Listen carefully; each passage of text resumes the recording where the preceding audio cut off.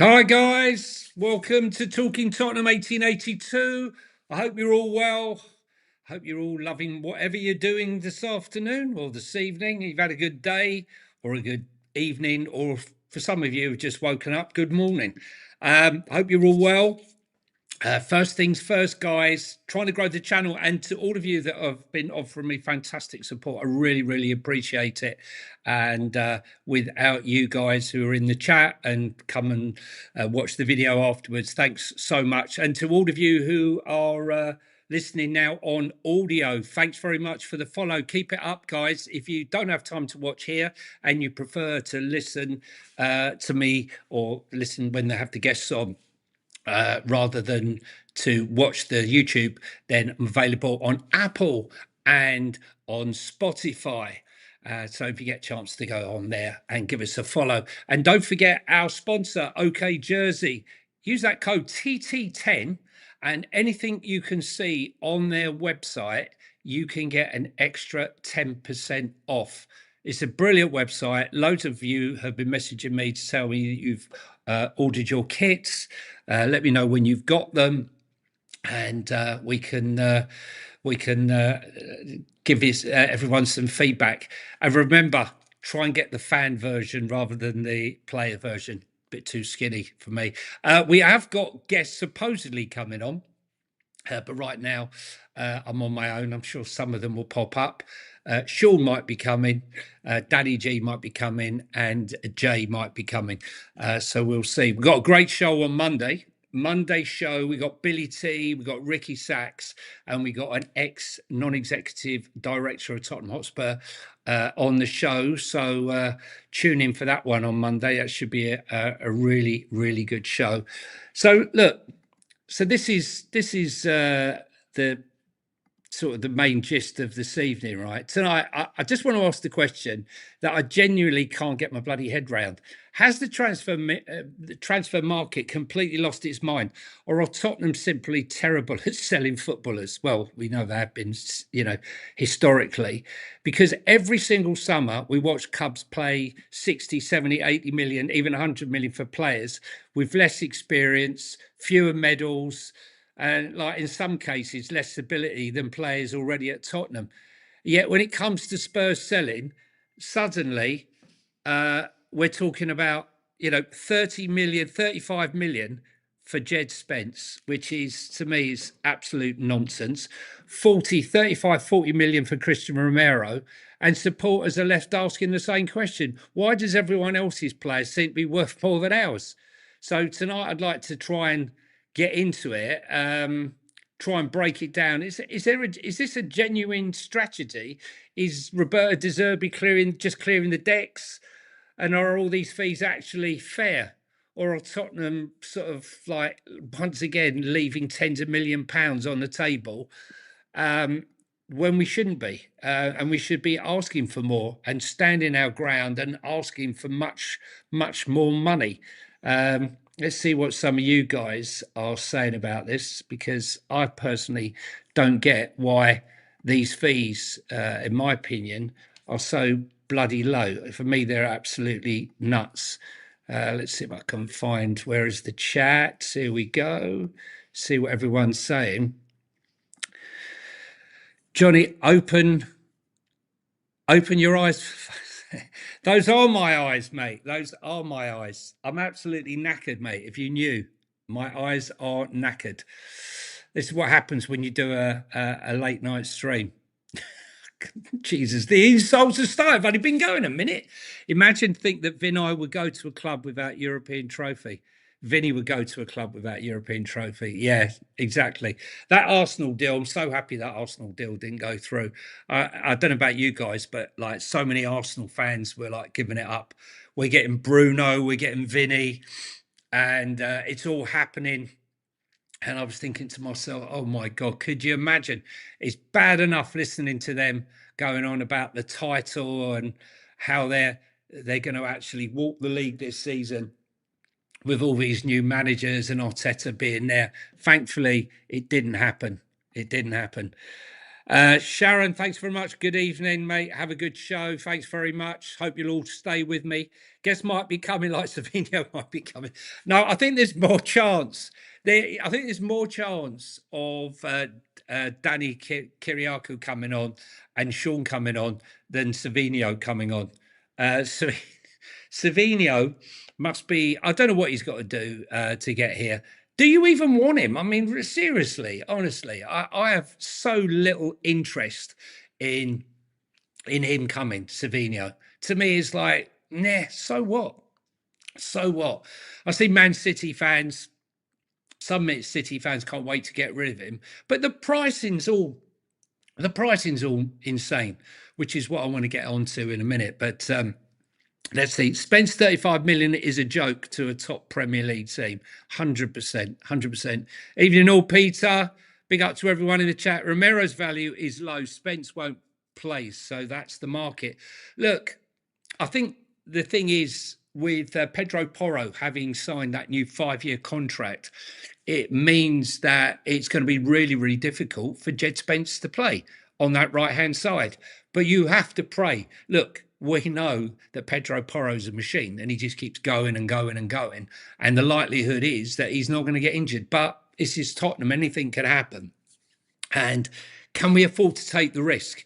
Could you imagine if we didn't have Jed Spence and he, God forbid, got injured due to the amount of games that he's been playing over these last 3 years? Do we really want to see Archie Gray playing right back? Absolutely not. Absolutely not. So I think we have to keep him. How about a swap Spence for Isak plus cash? Johnny sent you a De Zerbi ball video. Thank you. I'll have a look. What I don't want to do is swap Gakpo. Okay. Yes, I struggle. I don't know. It must be something to do with Liverpool because when I used to do Football Inc. with Sean, we used to have Ekitike, and for some reason I used to get that one completely wrong. But I don't want to be doing any swap deals of Jed Spence plus cash for Gakpo. Not for me. Not for me. Is he better than what we got? Of course he is. But do I want him? That's another story. Same old Spurs. Looks like our spending is stopped. No, I don't believe it's stopped. I've said it before. A bigger chance that my black father turning white. I hope this helps. Tony, make me up, mate. Listen, mate, Tony, I loved Copenhagen, mate. I loved Stockholm as well. Big up, Johnny. The fees are low, but in Romero's case, even with the lowest figure, there's not really a queue of clubs after him. There's a huge, huge risk. Look, I'll tell you what I believe, right?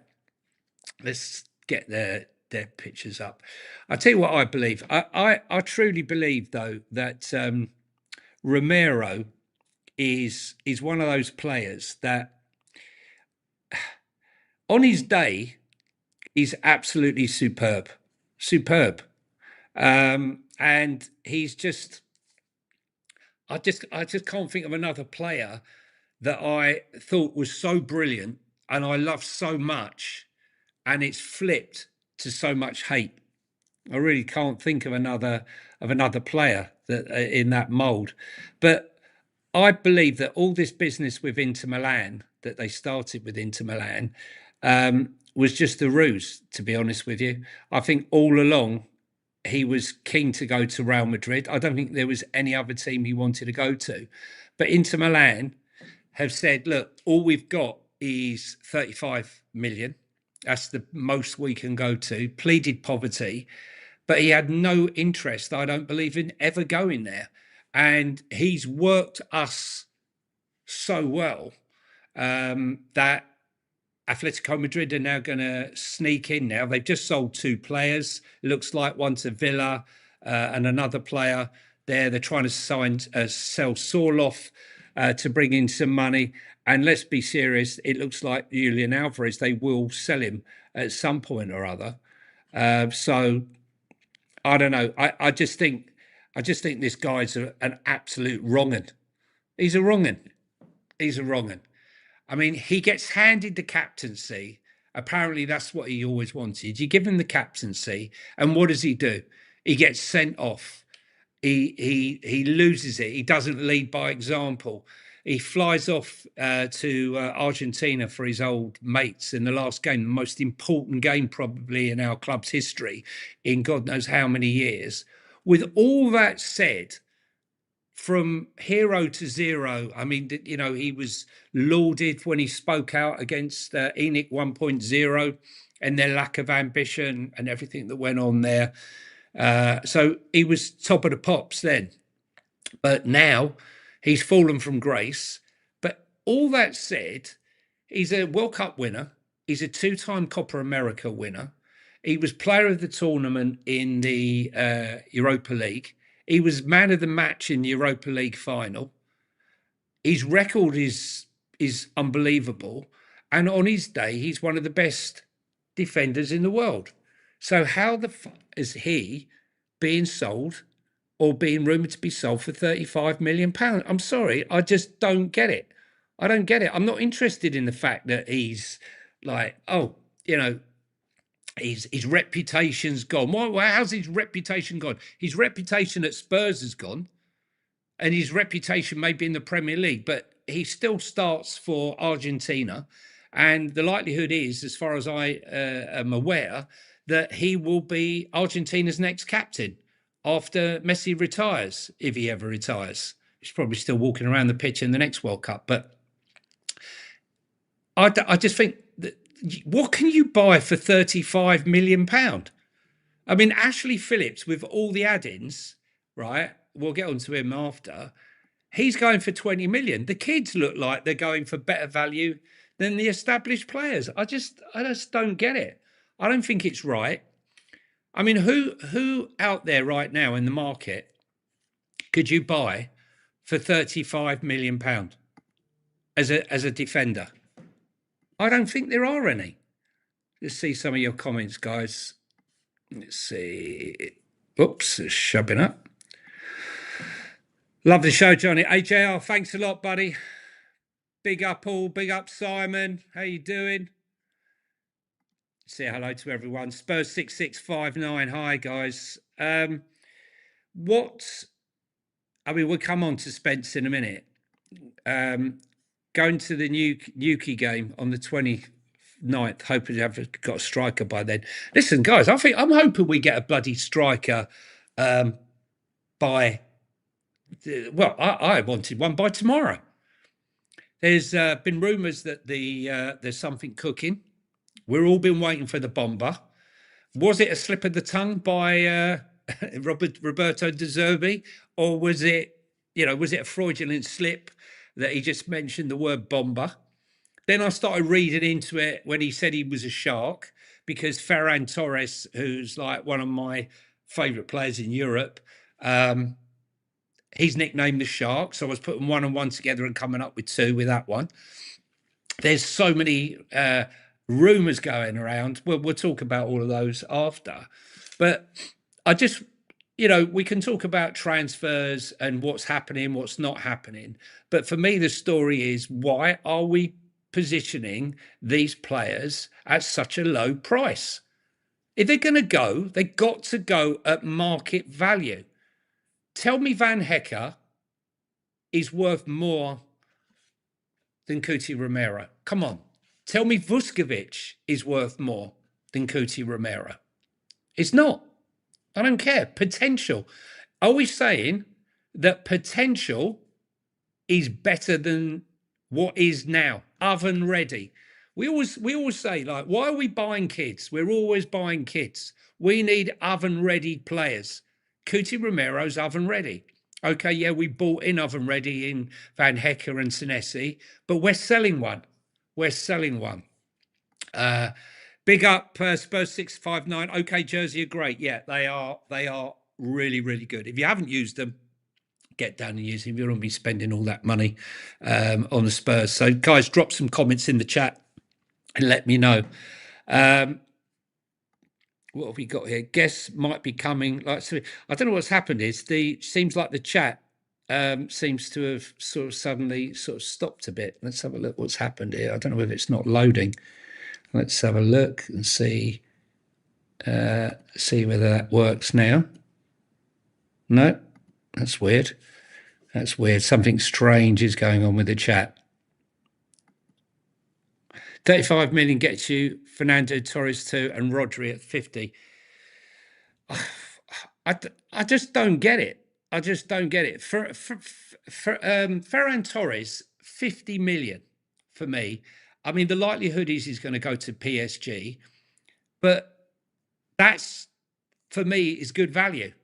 That's fantastic value. And I just not understanding. If you've got a buyout clause, so for example, Elise at Crystal Palace, when he signed his new contract at Crystal Palace, he inserted a buyout clause that was a reasonable buyout clause that anyone could get hold of him. And that's how he managed to get out of Crystal Palace and get to Bayern Munich. The buyout clause for Eze wasn't as cheap, and therefore, they ended up having to pay big money for it. So big money for him. But I think you can't. There's just no way. I'm just sorry. You just cannot be saying to me that it's worth 35 million. I think 50 million is a steal.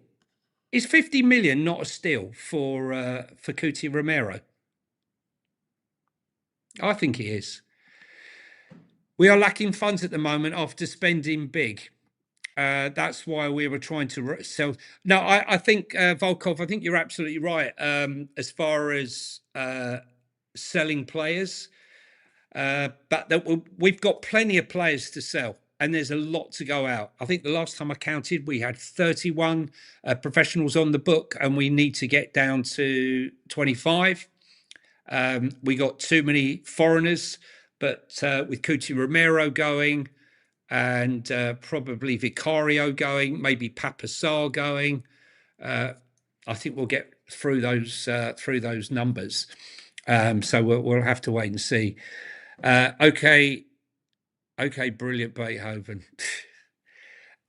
What are we saying here? Both only have a year left, Johnny. Well, look, I think what's name doesn't have a year left on his contract. Are you talking about Torres? Spence signed a new contract, so he's got a long contract.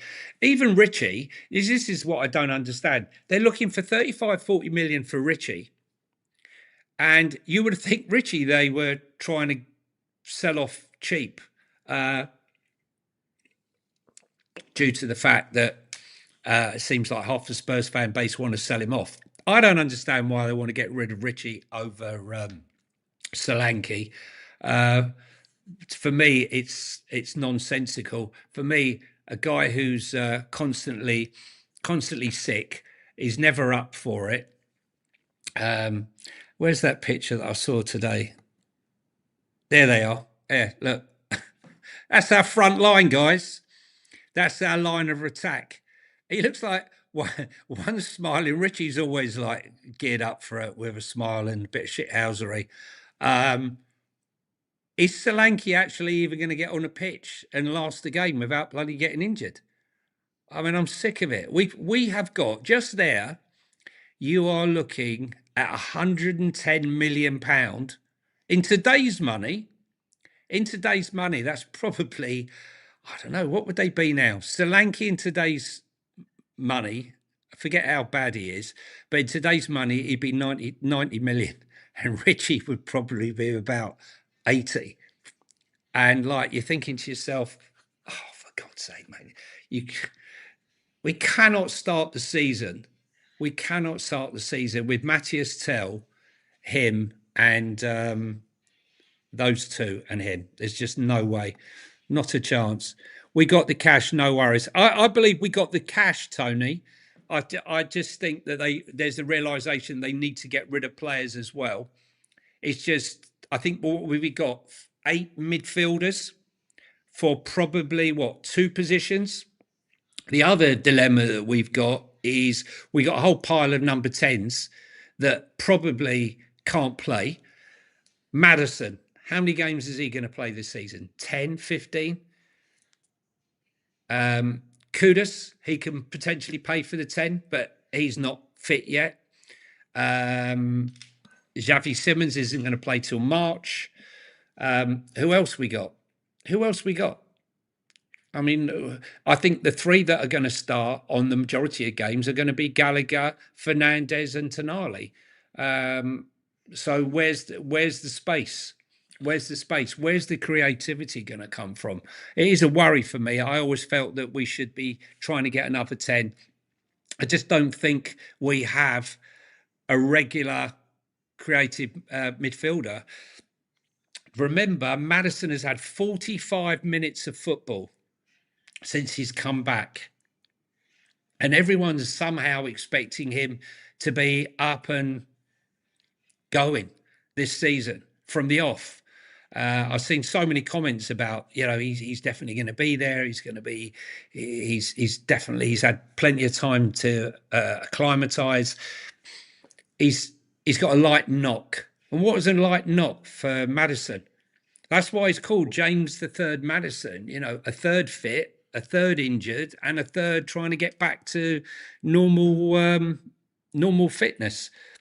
I just think that we cannot start this season with those three players. It's as simple as that. And I am a bit worried that we're coming in now. What have we got? 2 weeks. We've got Getafe, we got Hoffenheim, 2 games against Hoffenheim, and then we got Brentford away, which I will be I'll be going to. And you just want to get a striker in now for De Zerbi to start working on them, because it's all about chemistry. It's all about players working with each other. And I think that deep down, I reckon that De Zerbi is pretty pissed off. He might not say anything at the moment, but he said time and time again that he needs attackers. He said more about his attackers than he has about anything else, any other position on the pitch. And now we're getting this story when he turns round. I mean, I can't take him seriously when he turns around and he says that Dom Solanke is probably one of the best number 9s in the Premier League. I mean, sorry, I can't be accepting that. Do you think that glowing report about how he loves him, his technique and everything, was to big him up, to give him confidence? Or do you think he truly believes that this striker is the man? I don't think there's any doubt that he is his main man. Solanke is his main man over Richarlison.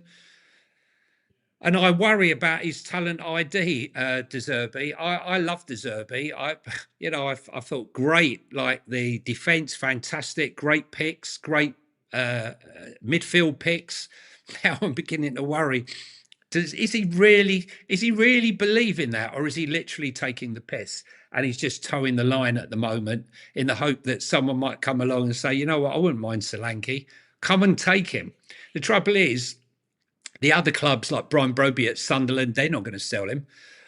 Igor Thiago at Brentford, whilst Brentford were playing to his strengths, the whole team was structured around him. We saw in Brazil in the World Cup, he was absolutely shambolic. I don't know. For me, grade 1 strikers, top tier strikers right now, only available is Harry Kane, Victor Osimhen, Ferran Torres, really, for me, and Julian Alvarez. Now, how many of them are obtainable to us? I would say 1, probably. I think that Harry Kane would definitely entertain us. I really believe that if we were in Europe, Harry Kane would come back because we got the money for it. But I don't know. I think that right now that we are in a serious situation whereby, if you looked at this team now, I think our ability to finish in the top, what would you say where we are now? Top 8 with this squad, with a striker and a left winger. I think we're top 5, top 4 potentially, depending on the quality of the striker. Obviously, Nicholas Jackson is not off that level. Balogun's another one that's been linked with us. Very good finisher, but I'm sure a lot of people wouldn't want us to go near him. Ivan Toney in the World Cup looked like he'd been in Saudi Arabia way, way too long. It was so slow, man. He just couldn't get out of first gear. So for me, I don't know. Let me know what you think. But look, as far as selling players, we are just shocking. And as far as Jed's concerned, I'm still amazed at the amount of this fan base who have literally still turned on him. He's a bad egg, get rid. That's all I hear. He's a bad egg, get rid. Well, if he's a bad egg, why is it Liverpool are looking at him? Why is it Everton are looking at him? Why is it Inter Milan are looking at him? We know that Europe doesn't have the money. We know that there's only a few clubs. Spain has more money than Italy, and in fact, I think Spain has more money than Germany on the whole, club to club. But I'm sorry, when you think listen, don't get started. I'm not saying that he's Carl Walker, but Carl Walker went for what was it, 50 million? How many years ago? I can't remember. A long, long time ago. I'm not saying he's in that league, but for me, normally what happens is if you have an outstanding World Cup, your price is elevated. The price is definitely elevated, and it seems to be that Jed Spence's price has stagnated. We paid almost £20 million with all the add-ons.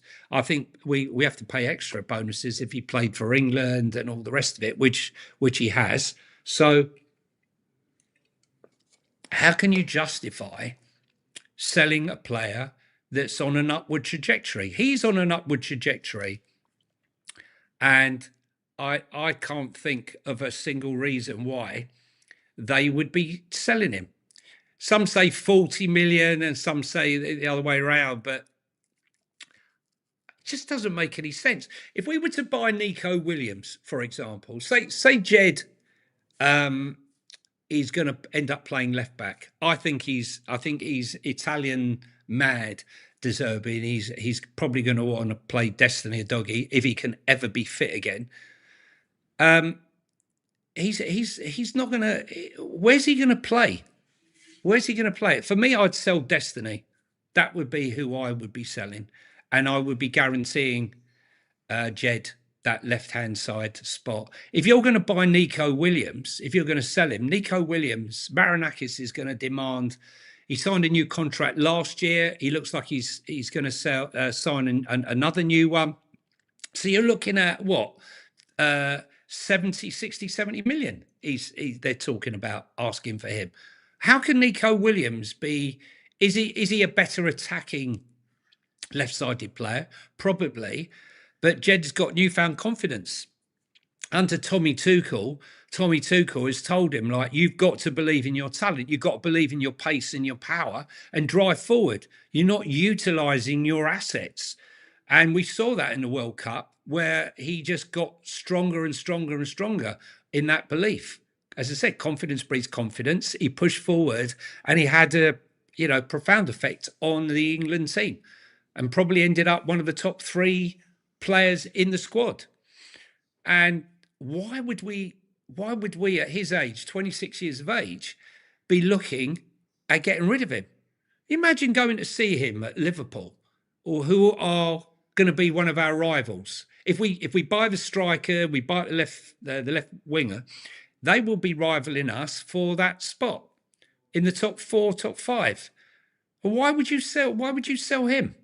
They're only selling us Cody Gakpo if they sign Bradley Barcola, right? Why aren't we going for Bradley Barcola? If we got the money. If we're going to another level, let's see another level strike force. I'm really happy. I think all of us are happy with the defence. All of us are probably happy with the midfield, although we all know that we have to get rid of someone, probably Papa Sarr. There was rumours that Papa Sarr to Brentford, that one hasn't really materialised. We heard Papassar potentially to Aston Villa, who need to find a midfielder, but that one hasn't materialised either. And then we hear the story that potentially Rodrigo Bentancur, who I've always really liked as a player, is thinking, you know, with all these midfielders coming in, am I really going to get given a chance?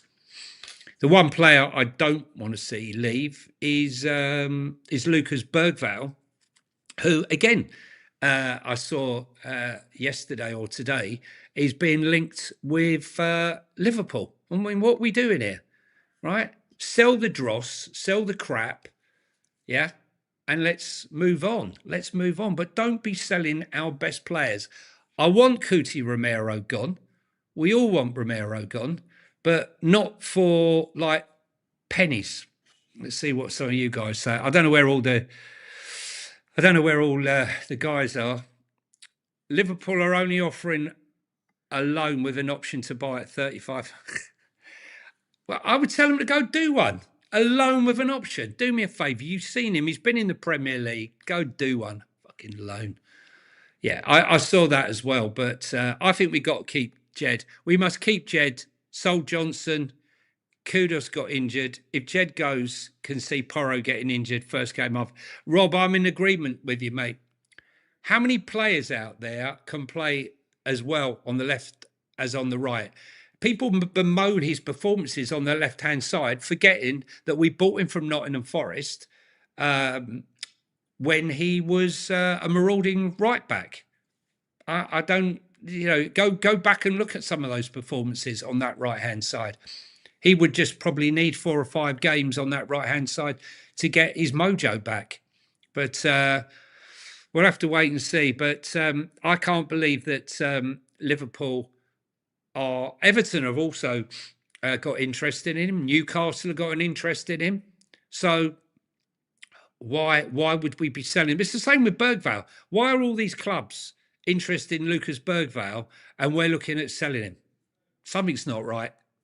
Spencer's not a starter, and there was an outcry in World Cup. 4 starts and he's God. Paul, mate, 76 games, 17th, more of a yardstick, surely. If you're going to single out Jed Spence as the reason why we were 17th last year, come on, man, let's be fair, okay? 3 managers, absolute shit show. Ridiculous injuries. You can't be blaming one man, just the same as you can't be blaming what's his name, Lucas Bergvall. Everyone's blaming Lucas Bergvall. The season before, Lucas Bergvall was the Swedish darling, voted player of the year. Yeah, 2 concussions, 2 other injuries, 3 managers, and a team that can't be performing. Suddenly he's dog shit, and yet we've got clubs willing to pay out £50 million for him. Okay, if we can't sell them, Spurs have always been a club that has always struggled to sell anybody, and there lies the problem half the time. Can't sell anyone. Okay, now we're trying to sell players on the bloody cheap. I don't know. I think it's almost certain for me that Cuti Romero will go to Atletico Madrid. Those two, Simeone and Cuti Romero, separated at birth, 2 absolute lunatics. We both know, we all know what Simeone was like as a player. We know what Cuti Romero is as a player, but they also had that flip side to them. The shithousery, but went to win a ball. And on the day, on that big game, when the big games come, Cuti Romero was always that guy that turned up. He was always the guy that turned up for the big game. And we've had many players that you could say the opposite for. Solanke, for one, didn't play in the North London derby because of a sore throat. Come on, give me a break.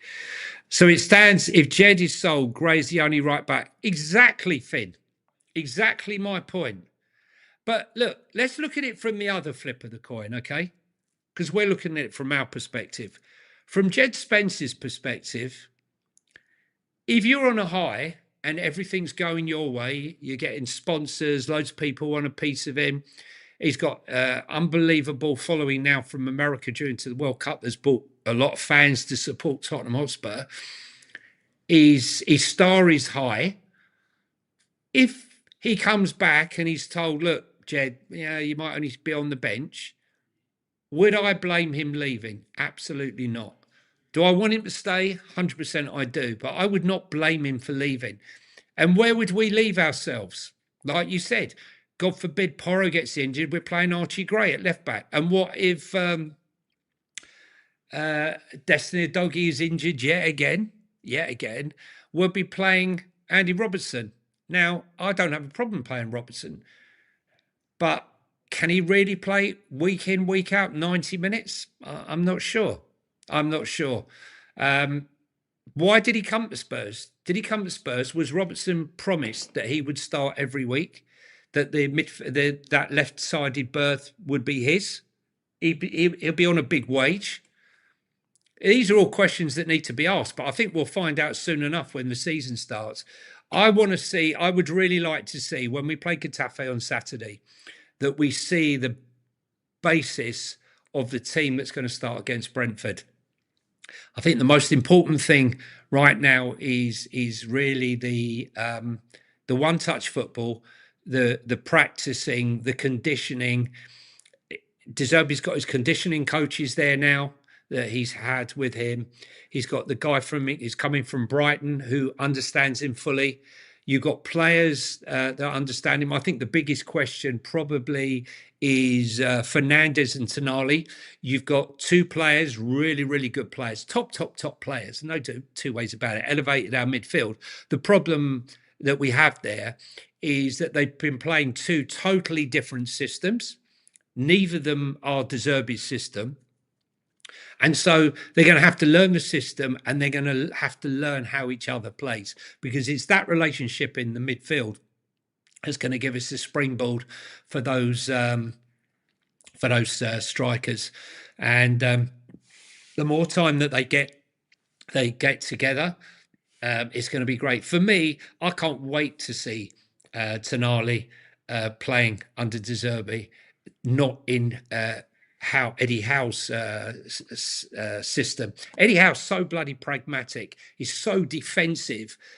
Tonali, I always watch. I mean, I don't know how many Newcastle games you guys watch, but so often I watch him and I'm thinking to myself, mate, you need to push further forward. But he seemed constrained with his Eddie Howe system. I think we'll see the complete flip opposite of Tonali under De Zerbi. I think we'll see him pushing forward. I think we'll see him. How many times last season and the season before did we see that bloody horseshoe football from outside the box? Round and round and round and round the book. Shoot, fuck's sake, take a shot.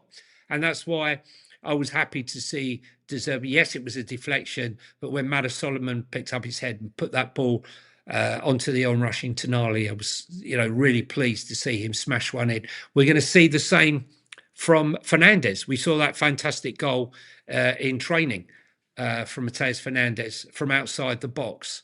Let's shoot from outside the box. What's the worst thing that can happen? You can get a deflection like Tonali had, or it can spill off of the goalkeeper, or it can hit the post and bounce, and that's when you utilise your strikers. But I just felt like we wasted so many opportunities last season pissing around on the edge of the box.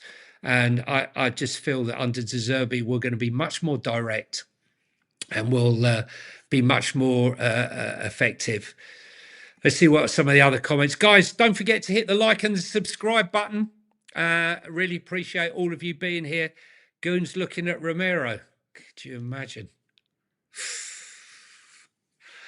Could you imagine? Guys, if he went to Arsenal, would that be the Sol Campbell, Sol Campbell moment? It would be. Would that overtake Sol Campbell?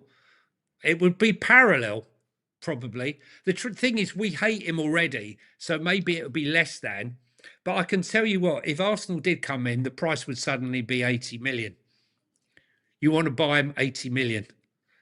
When you say goons looking at Romero, like, in what respect are they looking at him? Could you imagine that one? The only Swedish fans who didn't rate Bird Val are AK and Harmsford fans. Listen, Tony doesn't rate him at all. He thinks he's got terrible feet. I really do rate him. Rio Kitamarin can cover left back if Robbo needs a rest 1 game a week. Yeah, so there was some sad news on that front. Yeah, because Rio has picked up, unfortunately, he's picked up a hamstring injury in that game, towards the end of that game. And it looks like he's going to be out for quite a long time. He was superb, wasn't he?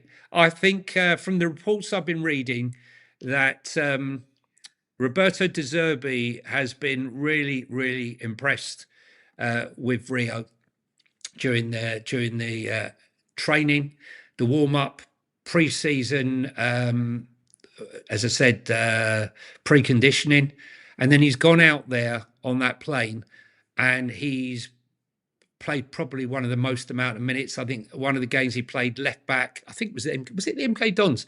He played left back for one half, right back for the other, and he looked really good, and he really deserved that goal, that turn on the halfway line, and that run. I mean, that goal, had it gone in, he would have remembered that for the rest of his life. He's not a kid.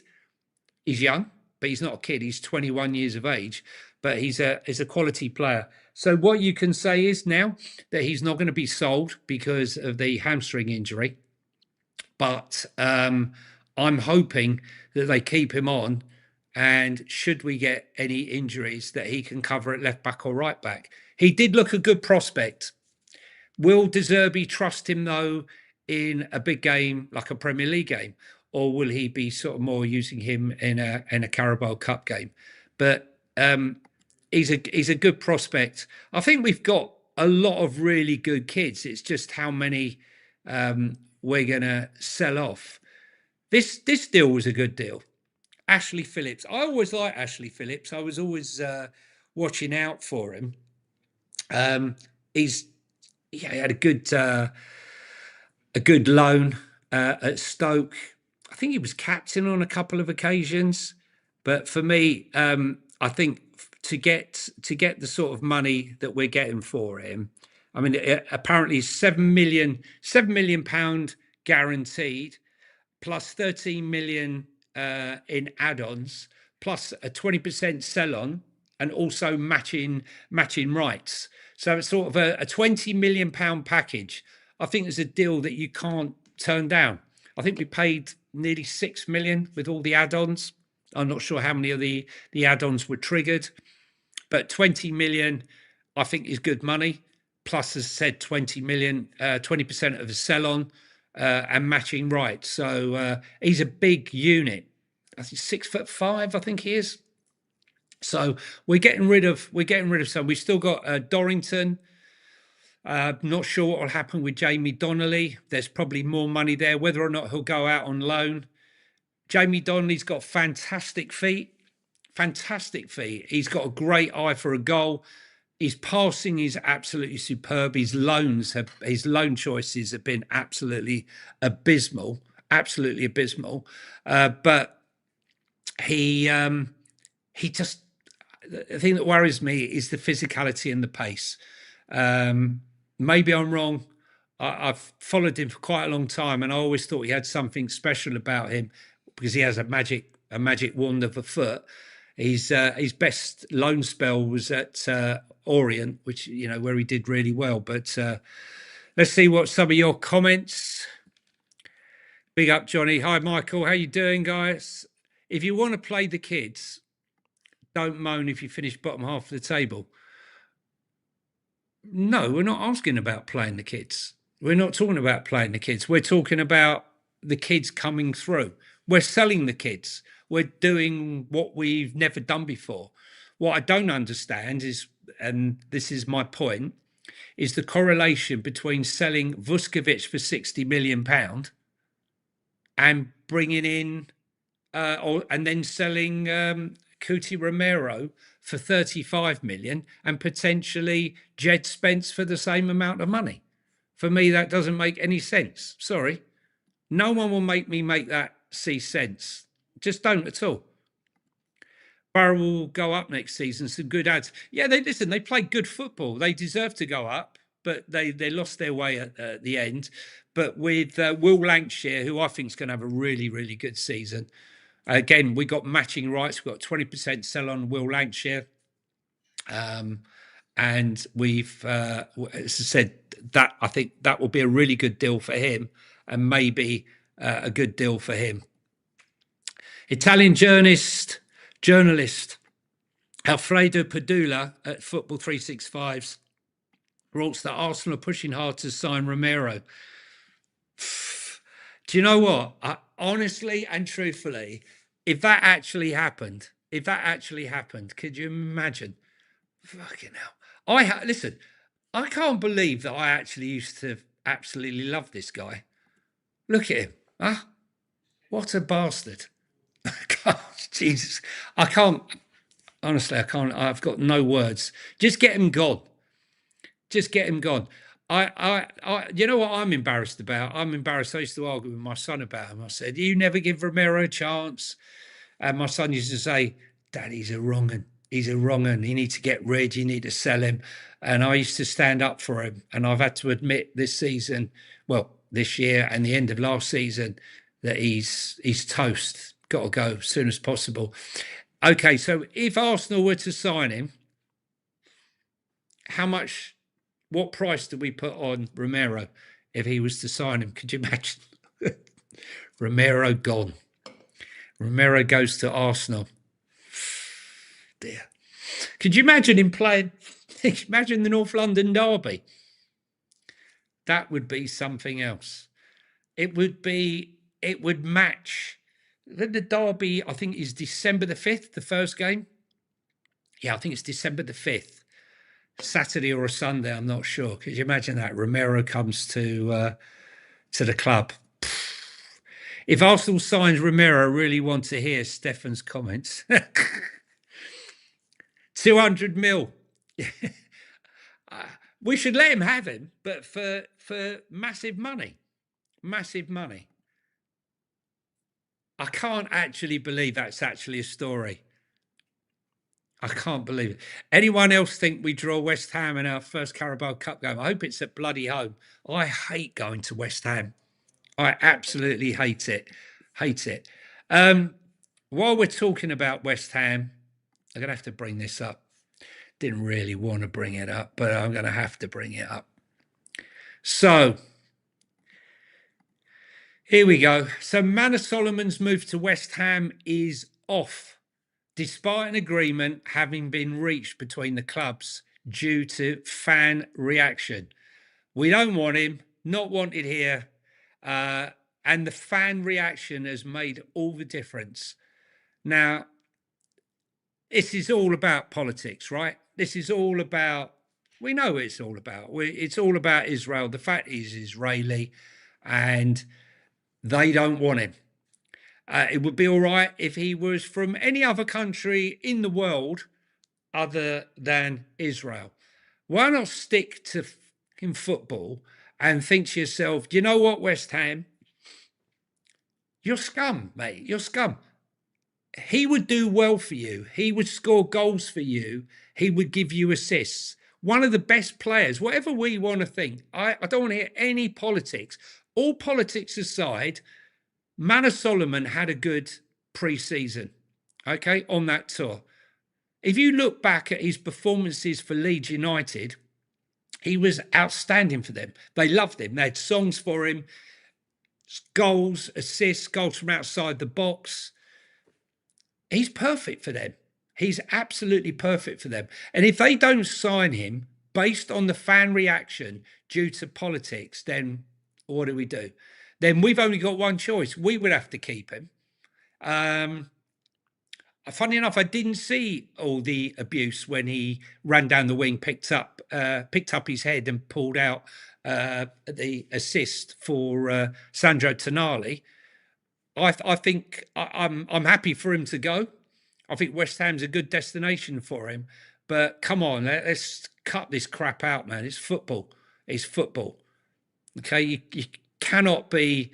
You know what's going to happen in Iranian if an Iranian player was married to someone in the IRGC. I mean, are they going to be kicking off about that? No, they couldn't give a damn. They couldn't give a damn. So come on, let's cut the crap. Get him gone, right?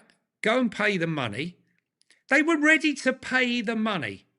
They were all set. All the money was there. The deal was agreed. Manor Solomon's agreed to go.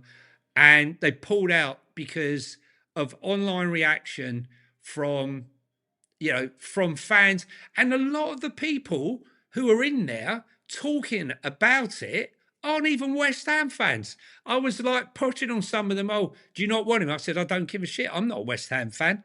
I just don't want him to play football. Well, what's that to do with us? I don't want involved in it. I'm just commenting on it because I think it's a sad state of affairs that, a human being can't just get on with playing football. Base him on football. Is he world class? No. Is he a decent player? Yes. Roberto De Zerbi had him as Shakhtar Donetsk.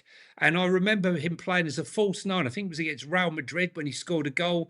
He's got talent. He's got skills. We haven't paid a single penny for him. Remember that Levy done them over, Shakhtar, because of all the trouble they were going through with the war and everything. Levy done the dirty on them and we picked him up on a free. I think we paid them a real nominal fee. So most of that is profit now. I don't know whether lowering the price will help it. There's rumours that it's 20 million or 15 million plus add-ons. I don't know. But look, even if it's 6 million, we're making a profit, and that's another wage off the book. And that's another foreign player out, which will allow another one to come in. Let's look at some chirpier news, shall we? Some happier news. Well, potential news. Mickey van der Ven to sign a new 5-year contract.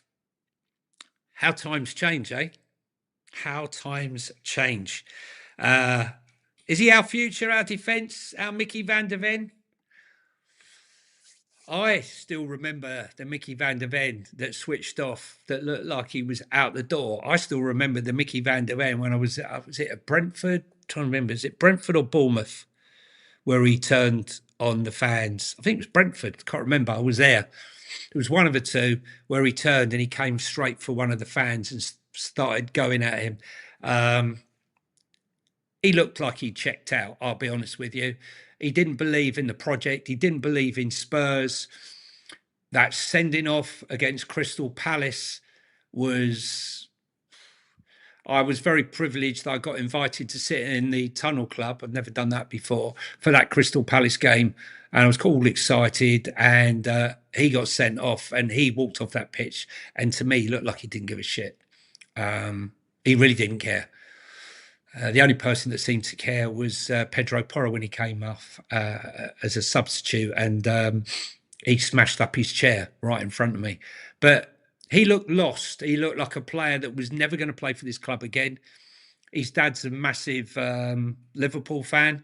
I don't know if you know, but Mickey van der Ven's dad was an undercover agent. He's written a book, a real sort of tough guy. And he was a big Liverpool fan. So the rumours were all rife there that he was going to go to Liverpool. And I think a lot of Spurs fans still, will sell him for 70 mil. He's still got a long contract. He's one of the lowest paid members of the Spurs squad currently. And we thought he was gone. And then in comes Roberto De Zerbi. And just like us, who had given up hope of ever doing anything in the Premier League, most people thought we were done and dusted. And there didn't seem to be any way out of the dilemma that we were in. That if anyone could pull us out, De Zerbi said, like, we can do it. I don't think many of us believed in it in those first two games, but we saw an uptick. We saw him entrust Mickey van der Ven with the captaincy. We saw him reinvigorate Mickey van der Ven to believe that everything is possible. And I think those 7 games obviously turned him around. And also the business that we've done in the transfer window has sent a message to Mickey van der Ven that we mean business. I thought it would have been kind of ironic if he'd have been selling Spurs to Van Hecker and then it ends up that he leaves. That would have been like absolute madness. Can you imagine? He moves in and he said, "You sold me the dream and now you're going to Liverpool." But maybe you sold the dream to Cody Gakpo. Still can't say it. Jesus Christ, it's terrible. Gakpo. If we sign Cody Gakpo, right, we're gonna have to start. We're gonna have to start buying orange shirts. Honestly, too many players. But do you think he's here for the long term? Do you think he's here for the now? Sign a new contract, get his big money, move. The rumours are that he's going to be one of the the highest paid players at the club. It's going to be interesting to see. Let's see what some of you guys have been saying. Gary, evening, Gary. Hope you're well, buddy. Hope all's good. You know where. Let me know if you heard any news, my friend. Solomon was very good on Sir. I'd keep him. Listen, I'm the same as Spurs 66. If they don't want him, let's not flog him. Let's not go down that route of having to beg clubs to take him. Especially when we got a situation where we've got Kudus, who's back on the grass. How near is he to being ready? And let him play. Let him play till January. If necessary, sell Manor Solomon in January. Let him play while we've got those injuries on that right-hand side potentially and see where we go. He might up his value. People might turn around and say, you know what? I can look past the political bullshit and say, look, we got a player there, like Leeds did, who can score goals and create assists and get us promoted, because that's what he helped Leeds do. And that's what West Ham need. More for them. Absolute idiots. Absolute racism towards Solomon from West Ham. 100%. 100%. Mano would be a top player in the Championship. 100%. That's exactly what I'm saying. But he ain't good enough for our standards. Maybe a promoted side like Coventry or Championship promoting fighting sides. I don't disagree. I'm not going to sit here and start telling you that he's going to be great. Some look good against part-timers, did nothing against Chelsea. But look, let's see what happens. If he goes, he goes. He's the one that brought the politics into it. Look, when you defend your country, I guess, you know, I'm not getting into it. West Ham are in civil war. Who owns what? Solomon to Hull, mark my words. Whether he would go there or not, I'm not sure. You know, when you look at he's played for Spurs, Leeds, Fiorentina, Shakhtar Donetsk, is Hull a real step backwards? I'm not sure. Who'd have thought the West Ham fans would be worse and more racist than Hull fans? Huh? Kind of weird, man. Kind of weird. West Ham is such a loser club. Absolutely. Obviously, Romero is worth more than 40 million, but we need to get rid.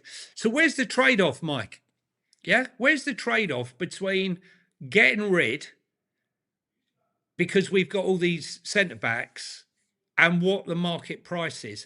If the market was flat, then I could understand that.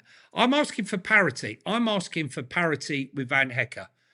Is Romero on his day better player than Van Hecker? Is Romero on his day better than Vuskovic? And my answer to that is yes. Forget the shithousery in his behaviour. The answer to that is yes. And therefore, all I'm asking for is parity, not a bloody summer sale for 35 mil. And the same with Jed Spence. Sorry, it's just fucking madness. That's pikeys for you. Johnny, I read 5 million. Is that what we're paying them? Come on, it can't be 5 mil. Surely not. Surely not. Romero is overrated. He's so overrated. Why do you think no one wants to buy it any more than the fact? Look, I'm telling you right now, Simeone wants him. Okay. All this is just smoke and mirrors. He will go to Atletico Madrid. I've said it since last season, and I still believe it now. We'll see what happens. If I'm wrong, I'm wrong, but that's what I believe. Mickey van der Ven, 17 million to Liverpool. Just wait. Well, that would be the fee, right? That would 100% be the fee. And then who are we replacing him with? Trafford, 45 million. Romero, 40. It's not even 40. It's 35 they're wanting. Bournemouth. Let's see. Van der Ven will end up at Liverpool at some point. Yeah, listen, I'm not saying he won't end up at Liverpool at some point, but if we put him on a contract, I think it's a 5+1 we're looking to time down to. Those are the contracts we do now. Pedro Porro was a 5+1.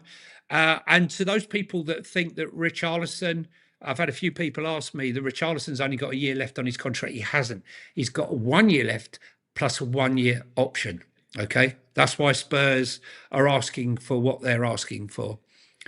I never heard a rival fan speaking about how good Romero is. Very few clubs are interested. 30 million is max. Interested. Look, guys, I want people dropping comments, right? I want people to disagree with me. It's not a bloody echo chamber, you know.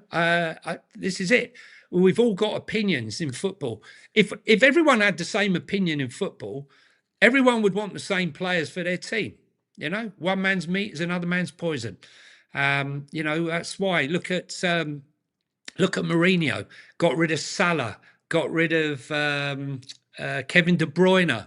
You know, there are other players they got rid of, and they turn out to be top draw. It doesn't mean they spot the talent or they know the talent. That's why I'm just a little bit hesitant about getting rid of Bergvall personally. But should we keep Romero for 1 season? Well, if no one comes in for him, the thing is, he's on massive wages. He signed a really big contract and he's got 3 years left. 3 years. So I don't know. Guys, please hit the like and hit the comment button. And guys, if you're here for the first time, please hit the subscribe button. Loads of you watch the channel. And many of you don't hit I can see the analytics, don't hit the follow button or the subscribe button. Subscribe button is so misleading. It doesn't cost any money. It is free. So please hit the subscribe button. The more people that subscribe, the more the channel gets put out there and more people find it. So really appreciate all your help in that. And don't forget our sponsor at the bottom there, guys, OK Jersey, and use that code TT10 to get that extra 10% off of your shirts. I'm beginning to think that the guests that were supposedly coming in are actually all worse than the Savinho signing. But I can assure you, Monday's guests with Billy T, and Ricky and the non-exec director of Tottenham will be turning up. That's for sure. It was a bit last minute with the guys, so let's see what happens. What have we got here? Johnny, think of him as Kakpo. Kakpo should help your pronunciation. Kakpo. Yeah. I mean, all we heard at the beginning was this, wasn't it? Cody Gakpo. That's what we were getting. Cody Gakpo, definitely no. Daily Mail says it's definitely not happening. I don't think any of them bloody know what's going on. I think half of them are making this shit up most of the time, and they're just in clickbait territory right now. But I do think that's it. But what happened to this? Are Spurs preparing the ultimate bomber? Was he pulling the wool over our eyes?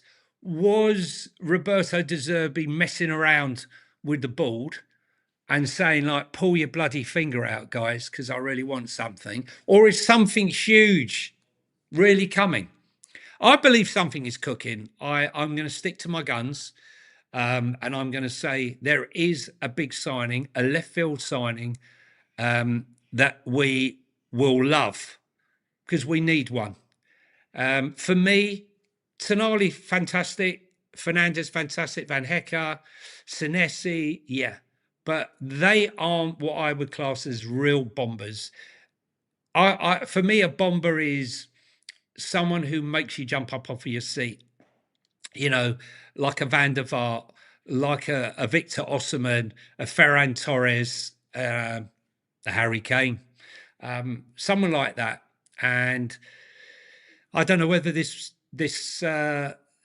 Johan Lang and Vinay are capable of pulling it off. What I do believe, though, I totally believe in ENIC 2.0. Did I ever believe in ENIC 1.0? Absolutely not. I believe that Daniel Levy held us back for years. The only lasting legacy that Daniel Levy will leave us or has left us is a stadium that is generating so much money for us right now that it's enabling us now to go and spend, okay, and to loosen the purse strings. And for that, I will thank him, but for nothing else, I will. But I believe now that we really have, we have that determination, and hopefully the guest on Monday will confirm this. But I think to really make that statement, they have to deliver the striker. They have to deliver the striker, and they have to deliver that left winger. And I don't know what you guys think. Would you rather get Savinho or would you rather get Gakpo? I think I'd rather get Gakpo. I think that De Zerbi is potentially, although I'm a big fan of Arnslot, will he get more out of him? I think he will because of his attacking style. De Zerbi is so attacking, so progressive that I think that it would suit Gakpo, but he's not. He wouldn't be my first choice. I've told everyone my first choice. Let's see. Let's see what we got here. Hello, Johnny. I can't believe that we are about to lose Spence. My gut feeling is that we swapped him for 32-year-old Robertson, who's 180 grand a week and was just horrible against Chelsea. Yeah, look, he did go to sleep. He didn't do well, but we can't judge him on that game. But I agree with you. I mean, why would we be getting rid of a player that's on an upward trajectory in Spence, that's moving upwards, that's going really, really, really well, that has found newfound confidence on that left-hand side because he's a right winger. He crosses with his right foot. So now he has got to translate that performances for England to Spurs. Okay. I hear everyone say, well, he never did it for us. I think he can, and I think he will if given the opportunity. Let's see what else we got. He'll be covered for a few months. I'm not sure who you're talking about there. Good reflection on Vicky Van Johnny, 100%. Yeah, look, it's going to be interesting though, don't you think, guys? What system is he going to play? I mean, he normally plays 4 at the back, but with Senesi, Mickey van der Ven, and Van Hecker, we got 3 players that complement each other superbly. If you imagine that we had Jed Spence and Pedro Porro pushed high up as wing backs, and we had Senesi and we had Van Hecker, who are 2 of the best progressive passers and centre backs in the Premier League. What's the difference? Senesi, Van Hecker normally likes to engage high up of the pitch, so he likes to push forward, and which is great. Engage early, sometimes a little bit rash, a bit like Romero, rash in that respect. And he sometimes gets caught out with the ball over the top because he's rushing in too quickly, and they see him coming, ball over the top. Senesi is very, very good at snubbing out and reading the game. So if Van Hecker's gone forward, Senesi can pick out. The same with Senesi. If Senesi's pushing forward and He likes to get forward, likes to get in the box, scores goals, assists. You've got the pace of Mickey van der Ven covering as well. So I see a situation where you could easily, I'm not saying you're going to play it in every game, but there's definitely a call that you could definitely say that there's a possibility that he could play at a three at the back. It'd be interesting to see what happens. But if Mickey signs, that's a good bit of news for the club. But I think we would like to see more signings out of the club, and to put the fan base at ease, we'd really like to see that striker or left winger. I'm almost fed up talking about them. I don't even, when Savinho signs, I don't know what's going on with him. But if he signs, what's it going to be? And yeah, so what? Who gives a shit? Who gives a shit? I actually didn't even watch. I'll be honest with you. This is never normally happens with me. I didn't even watch the pre-season game. I think he had 45 minutes, and I don't know what he did. I just saw loads and loads of comments. But does he look like a £70 million player? He's gone up in value. This is another thing that makes me laugh. He's gone up in value.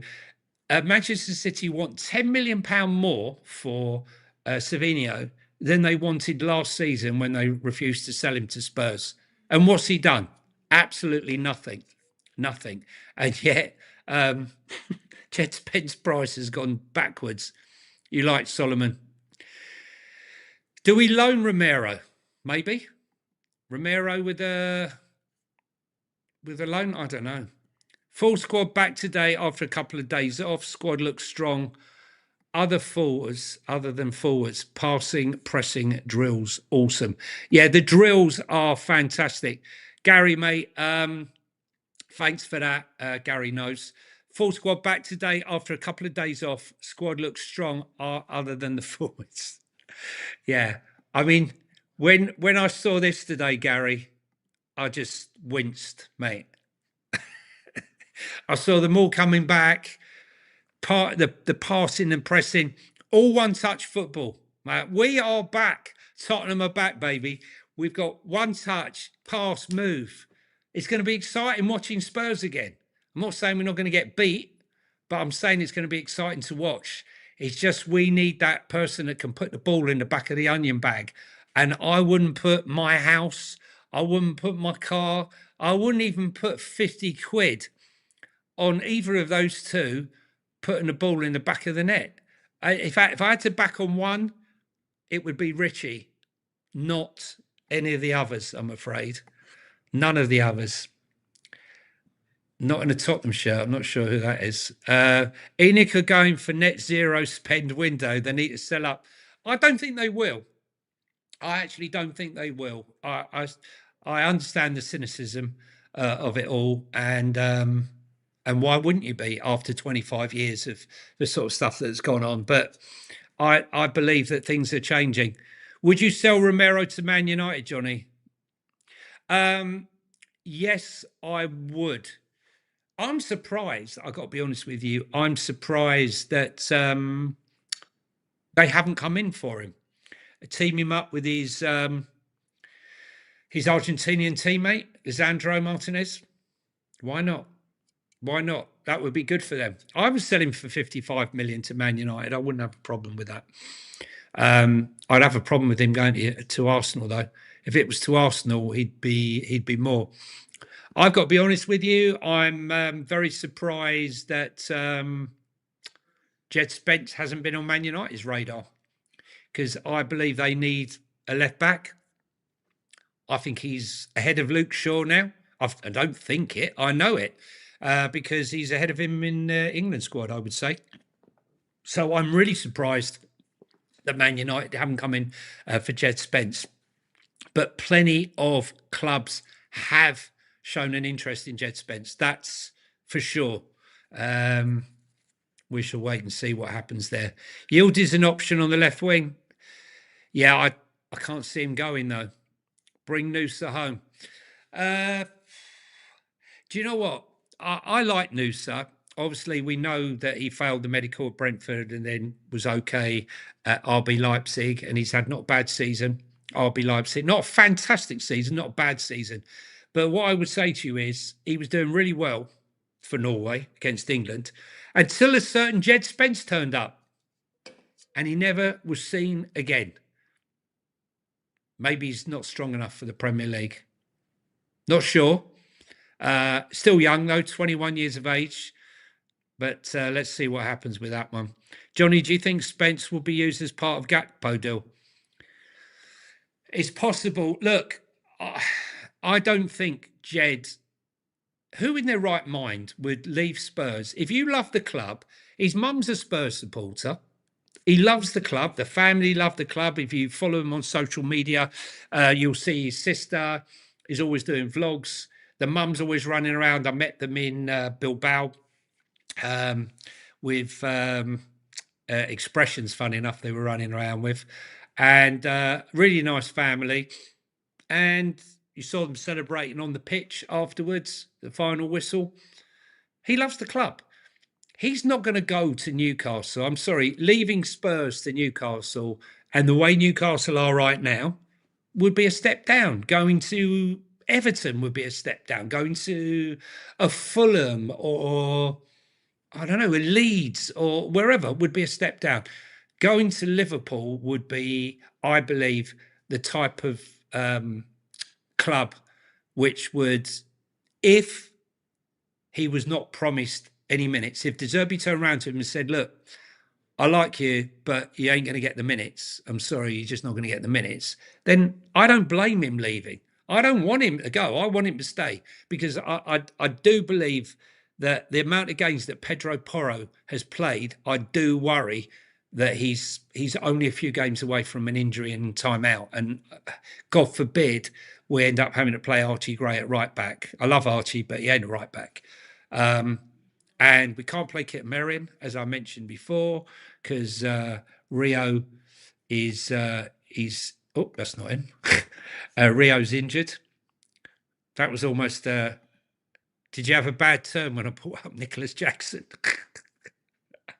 Oh dear, I brought him up the other day, and people were like, "It's like the vomit sign and everything." Yeah, no, Rio's injured, hamstring injury.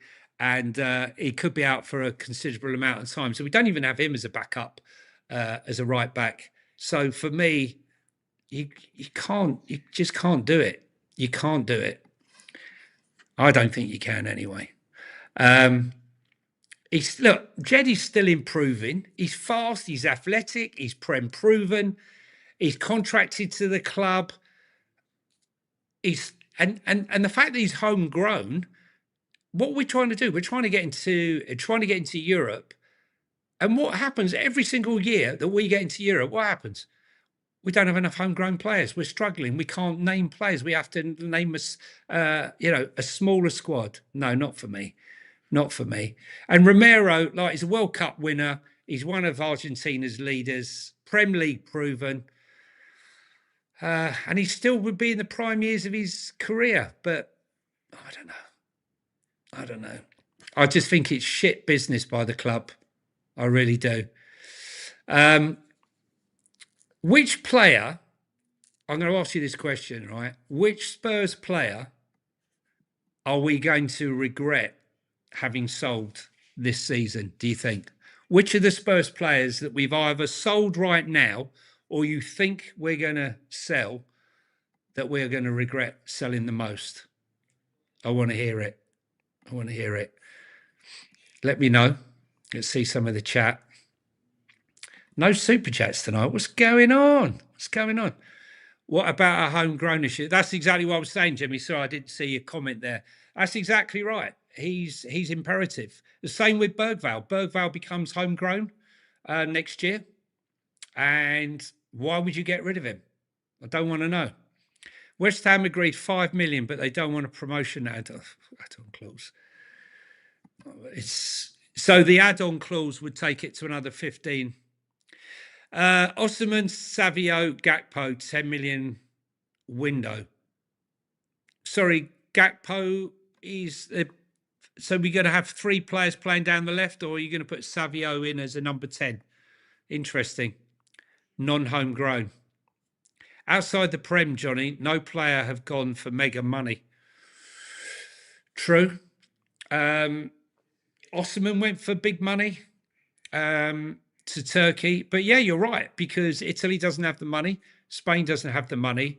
The biggie still outside the Prem is Yan Diamondi, which is going to be 119 million euros, rising to 135 million euros. Bradley Barcola, they're asking for 140 million. I think there will be more deals done. Then in the background, I am still worried that Arsenal are going to try to get Julian Alvarez, who I think is an absolute ball. I think he's a top player. They didn't get Vinny Jr., thank God. How many of you Spurs fans got messages from Arsenal fans? You wait till we get Vinny Jr. It's going to be curtains for you lot. You think it was bad last year? We're going to actually smash you to bits. Well, thank fuck it never happened. That's all I can say. Yeah,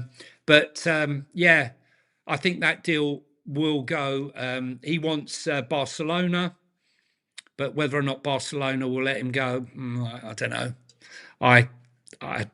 I don't think Barcelona can get the money. They've just done a bond issue. I think it was nearly 200 million euros. So they've raised a whole load of money. They keep releasing more equity. I don't know where they're getting their money from, but they're in trouble, and they're going to need to sell players. I thought Rafinha would have, funny enough, would have gone by now. They got Ferran Torres as well. Another player I thought might be on their way out of Real Madrid is Brahim Diaz. Maybe. There's a lot of egos in that team, and a lot of players that now Yan Diamondi's coming in. It could push some out the door. Is there some business to be done for Spurs at Real Madrid or Barcelona, where we won't be paying £100 million for a player? Let's see what happens anyway. Osman, Savio and Gakpo, I think I've done that one. No Spurs player is ever rated. People's hatred of Spurs overshadows everything. Hence, Kane has finally been accepted after he left Spurs. That's actually a really good point, actually. The disrespect to Spurs is a joke. I mean, look, we finished 17th and 17th. We know about Gabby and his pathetic rant. Last season, we were everyone's fodder, weren't we? They were all rolling around in glee that Spurs were going to get relegated. That's what everyone was hoping for. They were building up the stories. They were writing the stories of the great demise of Tottenham Hotspur, and it never happened. And they were all pissed off. I believe they were pissed off. And the fact of the matter is that, as I predicted quite a way through the season, when it looked like we were in serious trouble, when certain people said that the best thing would be relegation, and I said no, the greatest thing to happen to Spurs would be a near fatal car crash, a near fatal relegation, which took us down to that final day, would waken this board up to realise now's the time to step up and save the club, save your investment. They nearly lost billions, right? Forget the money coming in. The value of the club would have fallen off of a cliff. And now they're investing. So I think now they don't like it. Gabby doesn't like the fact that Spurs, like, why are Spurs spending money? They finished 17th and 17th. What gives them the right to go and spend that money? What gives them the right? 20 years of bloody planning, of thinking about building a stadium and actually building it and taking on debt. And now that stadium is unraveling and providing us, through all the concerts and the Jay-Z's and the NFL and everything else that's going on, and more events, because the stupid council have worked out, you know what? More events means more money means more jobs for the local community, a thriving community means more money in their coffers. So I wouldn't be surprised if the events that have already been ratcheted up get ratcheted up again, and we get even more money in. But they don't like it. They don't like it. They're all bitching, they're all moaning that Spurs have got money to spend, even though we're not even in the Champions League.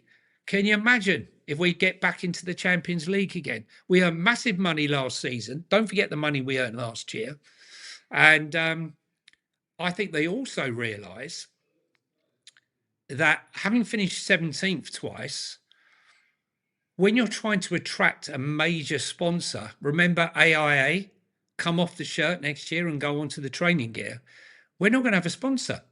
How do you attract a top sponsor for top money when you finish 17th twice? I'll tell you how you do it. You go out and you show intent, and you go out and you spend serious amounts of money on assembling a team that's going to challenge for the title. You can put that on a bit of paper and you can show them, look, this is what we spent. This is what we're doing. This is what we're going to spend. And we want you to be part of it. Who wants to be part of something that's going backwards? And that's where we were. That's where we were. I saw that you like suspensions. No, I didn't like that. I saw that you linked with Benjamin Sesko too. Yeah, Benjamin. Oh, we're linked. Sorry. There's no way Benjamin Sesko is leaving Man United to come to Spurs. Yeah, really. He's leaving Champions League football and Man U to come and play for us. Unless Manchester United were buying Vinicius Jr. or they had someone else up their sleeve. I don't know. We should be doing everything we can to get Osimhen. Guys, I am so invested in Victor Osimhen. That's not it. Where is he? I can't even find him now. Here he is. Okay. Speculation only. What a signing that would be. That would be the biggest signing in years for me. It really would be. I don't think there's been a bigger signing. He offers us absolutely everything that we've been missing, basically.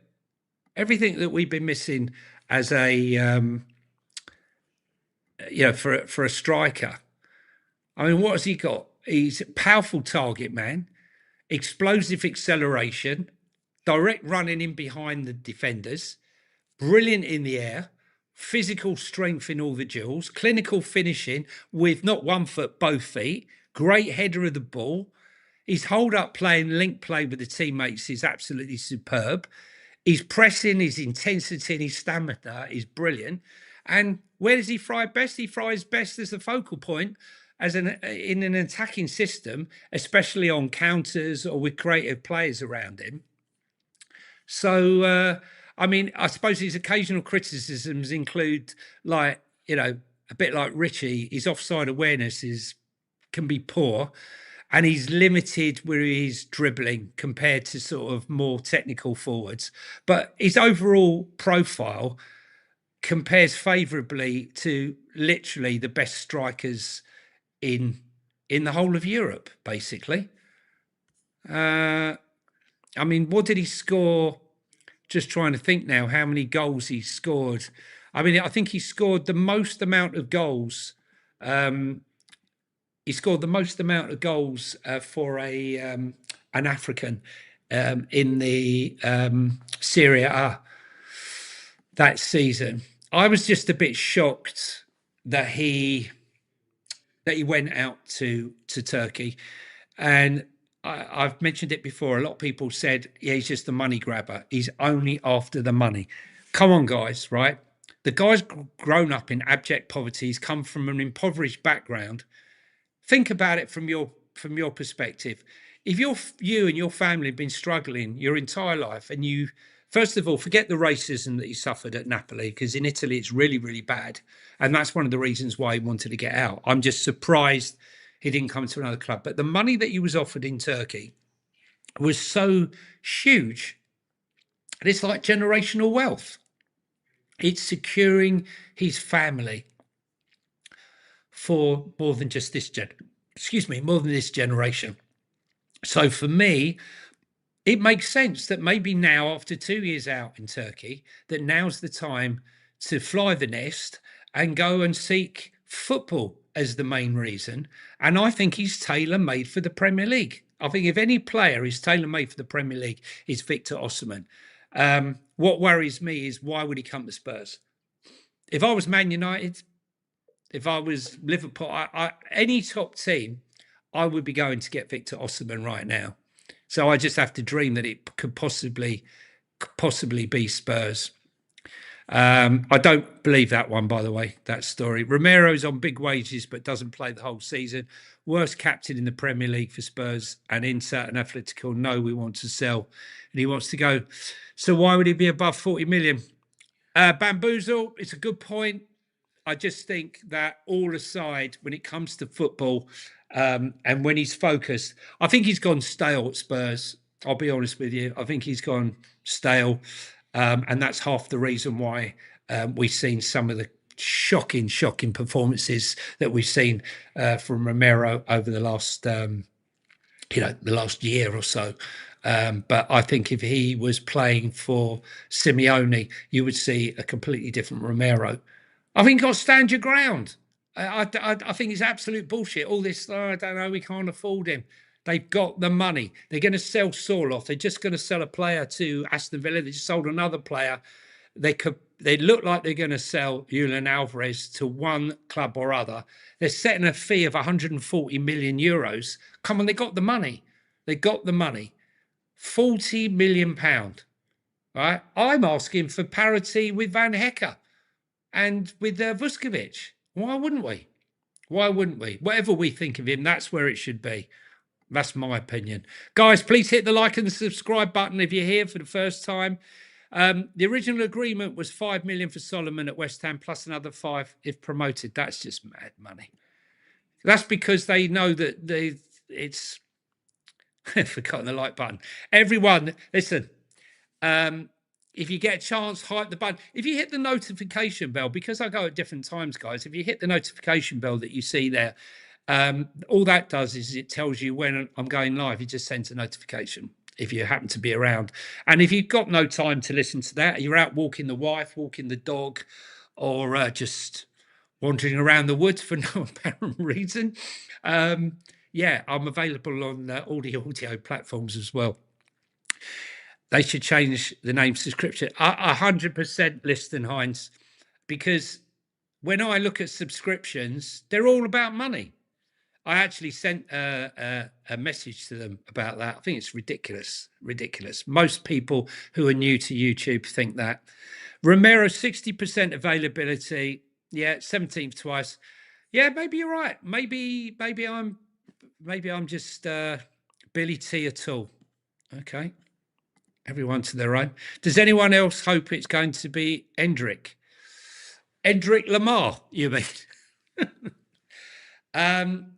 It's funny because although Endrick is or was meant to be the top player, the player with better stats than him coming through is Esteval. And I think Esteval could go on to become one of the best Brazilians to ever play in the Premier League.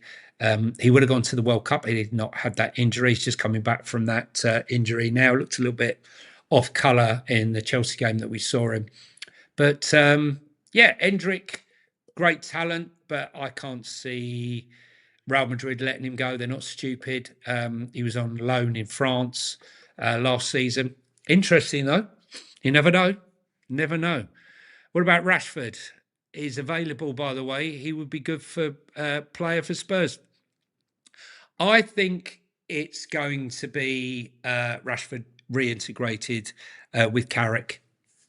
And did you see the fact that the goalkeeper, I keep forgetting his bloody name now, their useless goalkeeper, and Marcus Rashford, right, have had a 25% wage increase due to the fact that they're now in the Champions League without actually playing for Man United?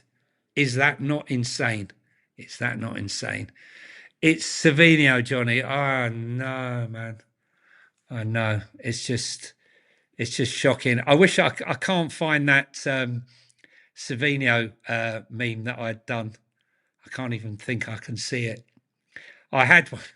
I had one of him sat at a bus stop, still waiting. Savino, here we go. How many times we heard that? Here we gone. Savino gone.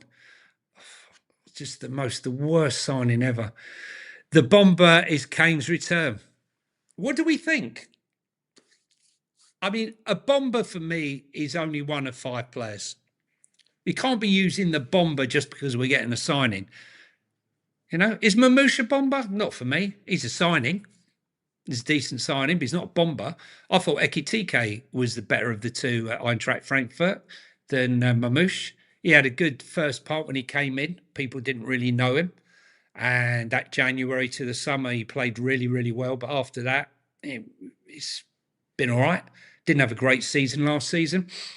The Bombers are, I'll repeat them again. The Bombers are Harry Kane, Victor Osimhen, Ferran Torres, Julian Alvarez, maybe Morgan Gibbs-White. What do you think of those? He also did well with FFP in general.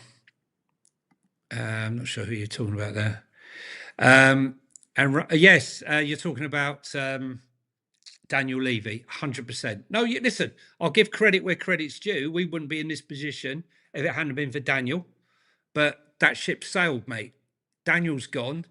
And we've got my cousin Vinny in, and we've got White Paint running around trying to secure the signings.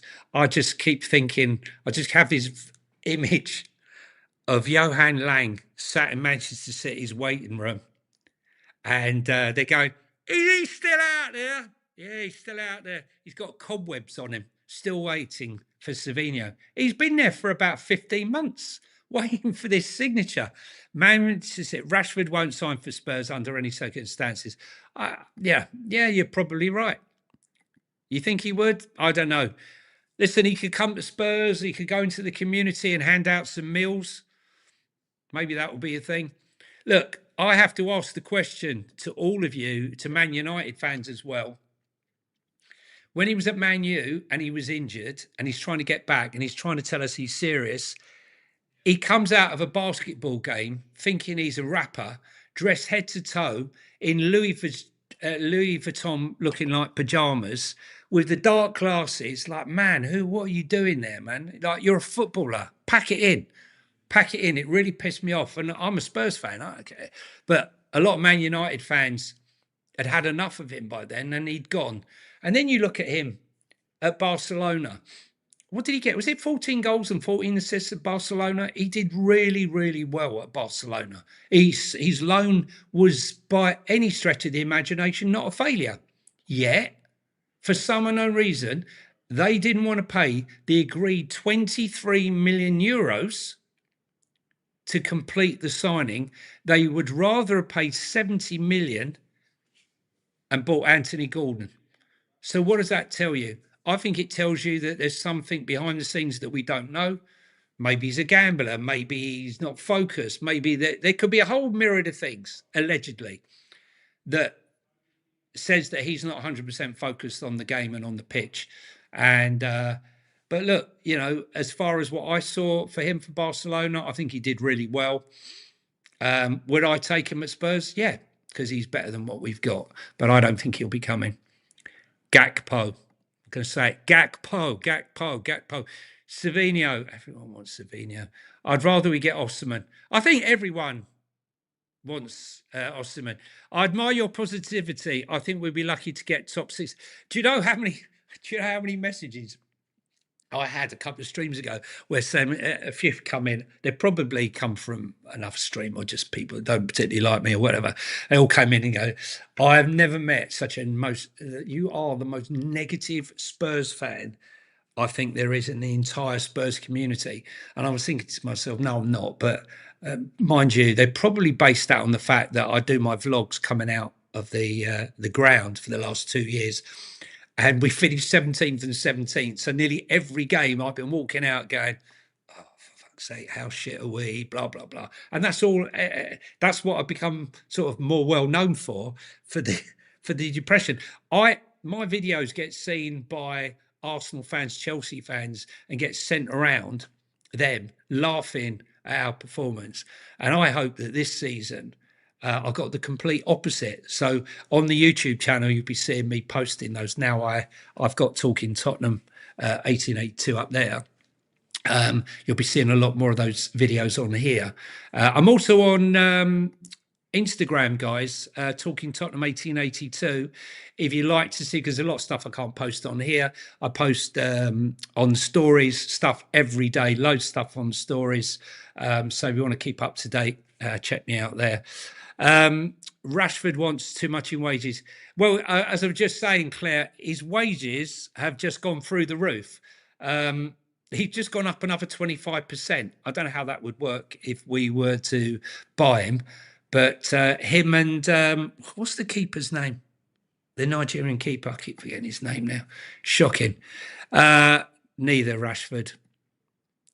I would try to get Rodrigo. Rodrigo goes, though. He is out injured. Serious injury as well. I saw that you guys are battling Arsenal to sign Marcus Rashford. Would it be a battle? Spence wants to play every week. Gary Becks, you're spot on, mate. You're spot on. Of course he wants. Of course he wants to play every week. Now, this is wrong. Spence wants to leave. There's a difference. Wants to leave or feels he has to leave, right? Does he want to leave Spurs? Answer, no. Is he happy at Spurs? Yes. How do I know this? Because I know, right? The difference is if now Porro's signed a 5-year contract and he's not going to play at right back if he's fit, and Destiny Udogie is going to be his number one left back, he's going to go. He's on an upward trajectory, and who could blame him? But if he's going to go anywhere, I would think Liverpool could well be a good place for him. He's certainly not going to go for a lesser club. Udogie should be sold. I agree. Look, I really liked Udogie at Udinese. He was absolutely fantastic. Used to see him as a left wing back. He was bought for Antonio Conte. He'd pick up the ball, hug the touchline, pick up on the ball on the far left-hand side, and he would run, and he was quick, and he would cut inside, and he would shoot, score, create, and he was a real danger. We've hardly seen that player due to the injury and then due to poor tactics and inverted wing-backs. Those inverted wing-backs coming inside meant that for him, who likes to run into space, he was trying to run through Piccadilly Circus crowded with players because that's what the opposition did. They crowded out the middle of the park and gave him no space. But in De Zerbi's system, Destiny Udogie would thrive. But how many games is he going to play? I don't think that many. Can you Spurs fans tell me why you were making inquiries about Benjamin Sesko when you have literally no chance of... I don't believe MUFC, mate. With the greatest respect, who in their right mind would try to sign Benjamin Sesko? Why? There's no way he would be leaving Man United for us in Champions League football. Not a chance. So I think it's just rubbish. Absolute rubbish. You can't believe everything in the press. There's very few. Ornstein is normally on the money. Romano's he's up and down at the moment. Mr. Here we go. About time Liverpool sold us a decent player. Last one was Clements. Yes. But why is Gakpo leaving? And is he really worth 75 million? I'm not sure. He was training with the back three. Gary, mate. See? I'm really glad you said that to me because I've been calling it for such a long time and everyone said, he ain't changing, mate. Because I thought to myself, could you imagine Pedro Porro pushed right up top, crossing those balls? Could you imagine Jed Spence pushed high left like he was for England with the back three of Mickey van der Ven, high line, Mickey, Senesi, and Van Hecker. It's all fantastic. It's all sexy football. The only thing is, I haven't got any. I've got no one upstairs. It's like, I've got all the clobber. I've gone to the best nightclub. I've got everything's ready. I've gone to the club. I ain't got a bird. What's the point? What's the point?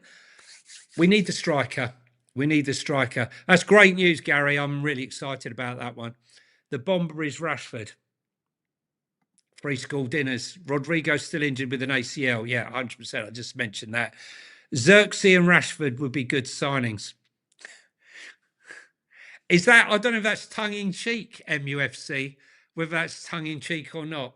Xerxes been shocking. I saw he was linked with Roma. What's happened with that, with Xerxes? I think Galatasaray wants to sell Osimhen now because they don't want to pay his wages for another year. We could buy him and Kane and Krupi in 10 months' time. I had this suggestion. What if you fooled everybody and you went and bought Junior Krupi now, even though he's injured, knowing he'd be out for 3 months? But you're not signing him for 3 months, are you? You're signing him for 5 years. What if you fooled everybody and bought him while he was injured with that injury? As you thought about that? Because I did. I know it sounds mad, but it would mean, not playing or having to play with Richie and one of them up front. But if we sign Gakpo as the left winger, we could play him as a false 9 potentially if necessary. Let's see what happens. Z, I don't know what that means. Sorry, Johnny, but you've gone on for years about square pegs in round holes. Spencer's a right back. Now you advocate him at left back. Gary, mate, I do go on about that, and I've bemoaned the fact that he's not, as a defensive left back, he's exceptionally good as any of them, right? We've seen him lock them up. But as an offensive left back, Gary, right, I have criticised him relentlessly this season, even though on my relationship with the person that is his agent, right? I've called it out. He doesn't take on his man. He doesn't have the confidence to take on his man. But something happened at the World Cup where, and the training before, where Tommy Tuchel got in with him and said, look, you've got the pace. You're the fastest guy here. You've got the physicality. You've got the physicality to hold a player off in a defensive motion. You've also got that physicality to do it in an offensive motion. And we saw him push forward and we saw what he did. We saw in that Norway game where, in my opinion, he should have had a penalty. We saw what happens. We saw. Now I believe he has the belief. So I'm not so sure that now it really is a square peg in a round hole, Gary. But I agree with you. I have gone on about it and I'm not an advocate of it. But, I take Rashford, but he said he would never sign for Spurs. Yeah, maybe he wouldn't. What is about Mamouche? Nah, fuck knows. We need better than Gakpo. But who is better? Who is better? Saïd Mala for me is better. Osimhen's better. I don't know. Big up, Treve. Hope you're well. Big up to everyone in the chat. Big up to everyone in the chat. Paying 65, 75 million for an unproven player that hasn't played for 2 seasons. Yeah. It's madness. No. I wouldn't have Xerxes on loan. I can't see. I haven't seen anything that he's done. What has he done? He's been a flop at Man U. No, not for me. Not for me. Better get Foden instead. Foden would be, well, if you could stop him having children for 5 seconds. How many has he got now at the last count? Look, he's lost his way, very much so. He signed a new contract. I thought maybe he'd had words and whatever happened, they had a bit of a falling out. But even after he signed that contract, he wasn't really playing a lot of minutes. Interesting to see what's going to happen with Maresca and him this season. Looks like Rodri's going to stay now.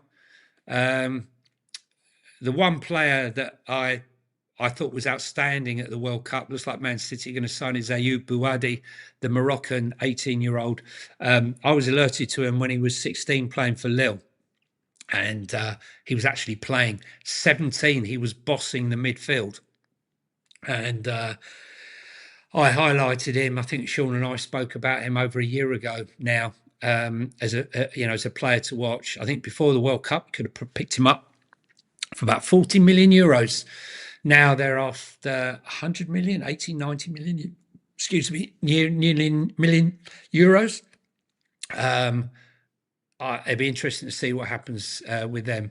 But I can't see Foden being released. But they need to get rid of players. That's for sure, desperately. I'm not sure who they're talking about. Oh, he played both. He played both halves. Okay. I didn't know. I didn't see the game. We've been doing the Savinho shit since. Honestly, man, I've walk away. 100% walk away. 100% walk away. Oh, we got a super chat. We need Osman type. Thanks very much, Super Spurs or Spurs 6659. Thanks very much. Really appreciate the support. I appreciate the support for everyone in the chat. Okay. Without you guys, I wouldn't be anywhere. So it's really difficult going on your own. I'm not actually going to be on my own because I'm going to have guests coming in on a regular basis starting from Monday. So I just because I've been away and I haven't had a chance to get them up. We need an Osman type. But is there a type? Is there an Osman type? I don't think there is an Osman type. I think Victor Osman is the nearest thing to to Osman is a sort of a Didier Drogba. That's how I would put him in that sort of bracket, that sort of player. Ant London, thanks very much for the super chat. Very generous of you. We're gonna fuck up this window, aren't we? How on earth they haven't secured a forward yet is beyond me. No football club on earth retains Drek like us. I haven't heard that word Drek for a long time. That's one of the words I use. Drek is shit, right? Drek. Do you know what? I was saying to Sean that we've done it the wrong way round. What we did, we nipped in and we set the benchmark for the whole transfer window by buying Tonali and buying Matheus Fernandes, 100 million, 85 million. The only problem is the most expensive positions to fill are the striker positions. And we didn't do the business in that on that section. So for me, I think had we gone and done the strikers first, I still think we could have secured Van Hecker for the 50 million. And I still think we could have done a deal on Matheus Fernandes and Tonali. I really do believe we could have done it. But I think the weakest part of our team, by far, for me, well, don't forget we've done the free transfers, so I'm not including that. So I'm not including Robertson, I'm not including Senesi. We've done that; it's great business, and Dubravka, all good business. But I'm talking about striker. Had we gone straight in and done a striker, I don't think the prices would have been affected with Tonali and Fernandes. I really don't. But now we find ourselves in a situation where the three crucial pieces of the jigsaw that we are missing, all three are probably, well, what are we looking at? What are we looking at? 70 million, 70 million, 80 million. Yeah? Would you say? 240 million, maybe, for the three? Maybe more, who knows? Maybe more. And there lies the problem. How are we going to get all that money back? So, we need to see some sales. I just think had we started with a striker and gone for an Osimhen or gone for a Ferran Torres and offered 60 million for Ferran Torres and 60 million euros for Victor Osimhen, he went for 70 million euros. I think Napoli bought him for 75 million or 80 million euros. They paid 70 million euros. We could have picked him up for about 60 million pound, I reckon. Maybe even still could, maybe, but I think the prices now are so inflated. We're going to have to pay a lot more. Just some food for thought about what may have gone on in the last wee while. And another super chat, AV. Thank you very much. Was the training ground closed today?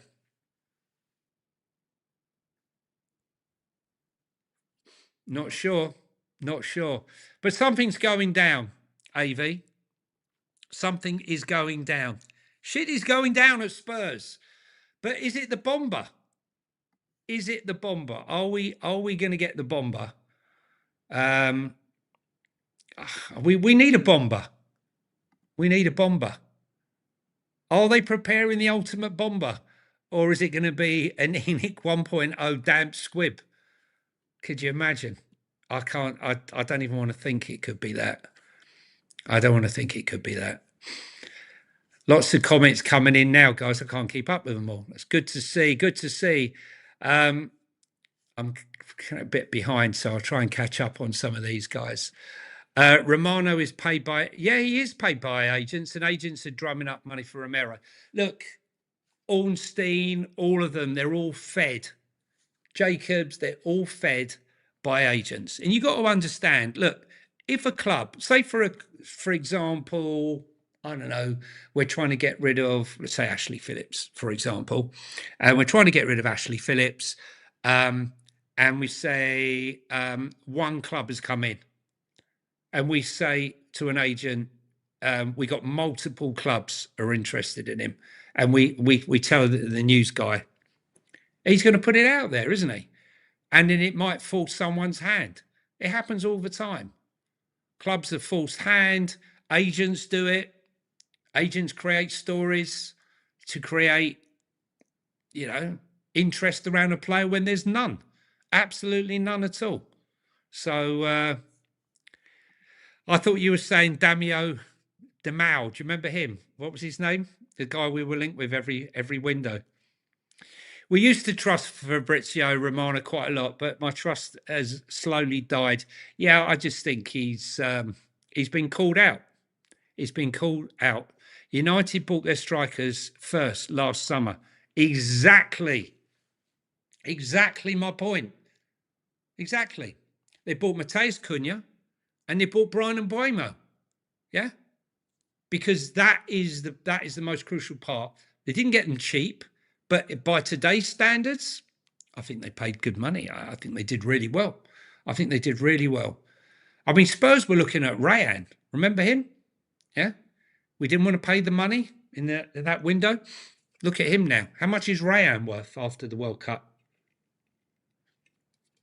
Young, exciting, really, really good quality player. So I have to wait and see what happens there.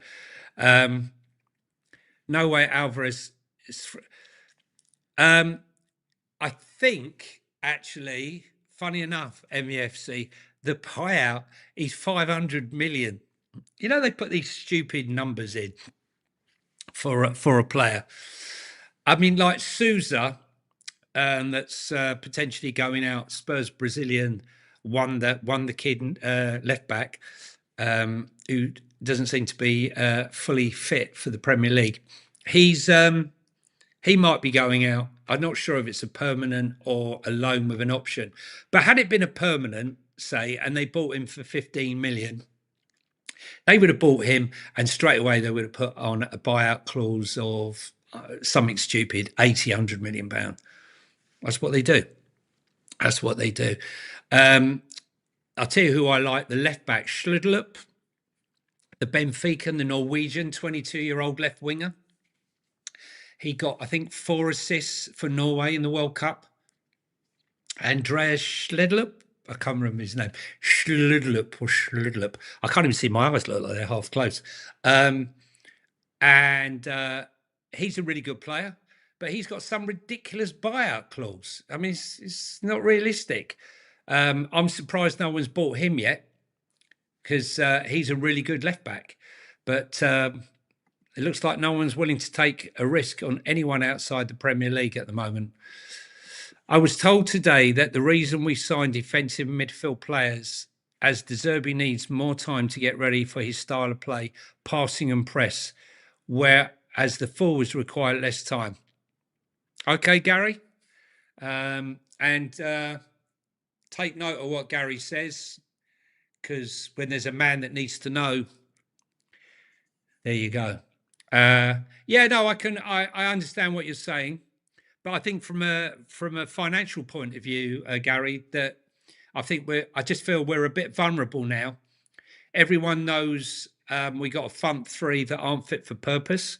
We've got a Matthias Tell who's great at running down the wing, but his final ball is pants at the moment. Hopefully it will improve, but he's not ready now. We have got a guy who can't play when he's got a sore throat. He's injured considerable amount of time. When he does drop deep, which De Zerbi likes to do, as we know, De Zerbi's style of football, centre forward, drop deep, wingers and backs fill in that space to attack the space. He's not capable, in my opinion, of spinning, coming deep, spinning and getting back in the box to receive the ball. That's my opinion. And then you've got Richarlison, who can go from the sublime to the ridiculous, can score the goals like he scored in the World Cup. The volley against Bournemouth, against Burnley, the chip shot against Arsenal, and then miss from 5 feet. They're not good enough. They're not clinical strikers. We need wingers with a high GA. We need strikers with a high GA. And for me, that isn't any of those front three. That said, I do think that with a Mohamed Kudus and all the players that we would have and the left winger, that even those two strikers are capable of scoring goals and increasing their goals. Sorry, someone's just sent a message there. Yeah, I think that both of them, as poor as they are both capable of increasing their goal ratio. So we'll have to wait and see. Yamal is over $1 billion. Spanish clubs just do funky shit. Yeah, I mean, they just invent a number. Cuti Romero signs for Atletico Madrid. Have a look at what his buyout number will be.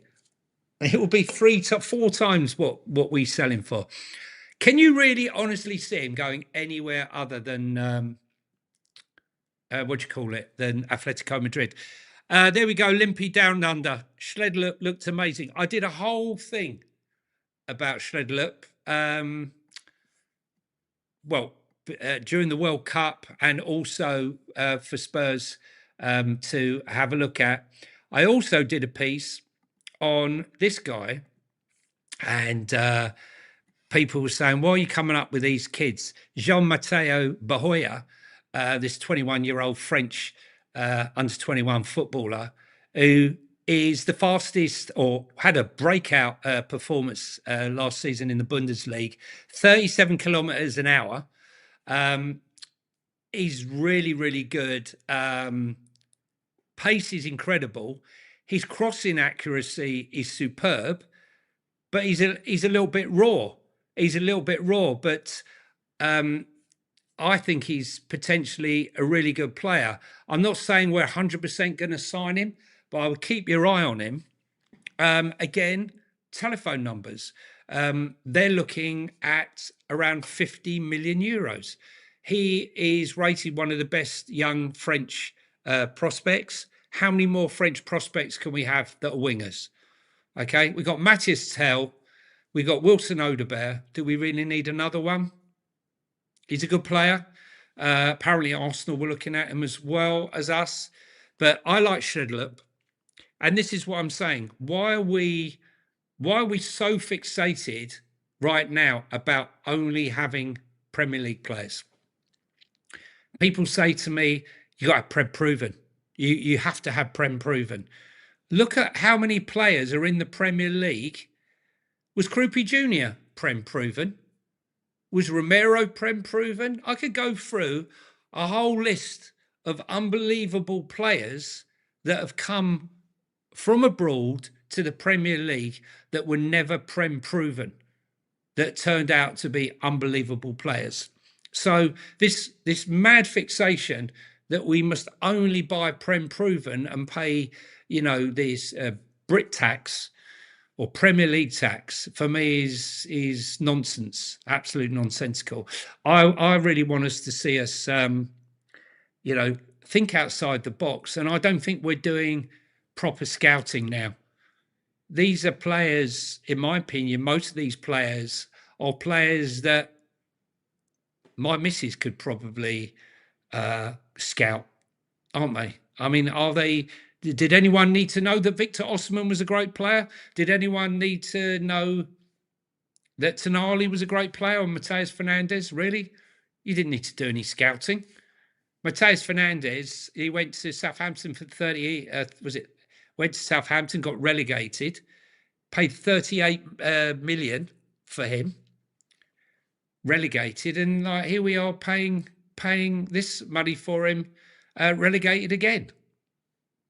But you knew he was a player. I'm talking about going out and scouting the players like your Rayans, like your Krupi Juniors, because they're out there. There's plenty of these players out there, rather than having our pants pulled down and paying crazy money for a left winger. I know we want one oven ready that's going to come and do the business, but Cody Gakpo wasn't. Where was he? He came from Holland, mate. He hadn't played in the Premier League. Mo Salah didn't hit the ground running. Was it Chelsea? No, it's one of those things that really bugs me. I've got to be honest. That I think too many people are really fixated on the fact that if they've not played in the Premier League, then there's no point. There's no point having them. No point getting them, and I'm dead against it. I think you can have both, is my feeling. If we bought Krupi from Bournemouth, they'd scout another 100%, 100%, absolutely. I mean, the funny thing is, they sold us Solanke for 65 million, and we didn't improve our team. They took that 65 million and invested it in Krupi Jr., Evan Nielsen, Zabani, Kirkett, all the players that they bought, and they've gone up another level. Yeah.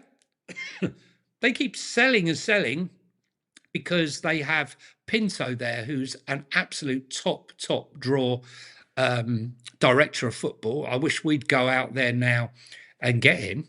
He's an unbelievable director of football, and he just keeps finding the players, sell them on, buy them, sell them on, buy them. The £65 million that we gave Bournemouth fueled Bournemouth going to another level. It's sent us backwards. I'm sorry. We have not had any value out of that 65 million. They have had fantastic value out of the money that we gave them. Ben Romero, how he behaved against us, 100%. That Las Malvinas parcel, their flag, was enough to send me into a rage. 98% of the Premier League is Europe, and as Americans the same, with manager kit outs the Europa League. I think we got to get off this must be Prem proven. Is stupid. 100%. The other one I love, Spurs 66, is the one I love is the great one. The people that love Savinho. And let me tell you, I hope Savinho comes and he's a massive success. But they go to me, we got to get Savinho. He's Prem proven. Is he? Yeah, no, he's 100% Prem proven. And then they start showing me or sending me the stats from Girona. Hang on a minute, that's La Liga. What you show me that? That's not Prem proven. Prem proven is showing me the stats, from the Premier League. And let's have a look. I've got Gakpo's stats somewhere. Is this them? No, that's not him. That's our go. Where are Gakpo's stats? Let me see if I can find them. Here they are. So under Klopp, 79 appearances, 23 goals, 10 assists, 213 minutes per goal. And under Slot, 49 games, 18 goals, 7 assists, 151 minutes per goal. So it's interesting that he's better under Slot than he was under Klopp. When you look at it, you would think that Klopp was playing the more attacking football than him. I'm just looking now, just to see, guys, just to see whether there's any latest transfer news, because what normally happens is just as you're about to think about stopping, you find that Rodri has officially rejected Real Madrid. Interesting, that one. He's obviously made an offer of all the gold he can eat. Anyone see Mo Salah's arrival video? Mad. Transport. That's interesting. Interesting. Osman Dembele has cut short his holiday and returned to Paris ahead of schedule.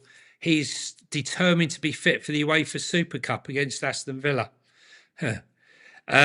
Bruno Gomes, gutted that Arsenal managed to get him.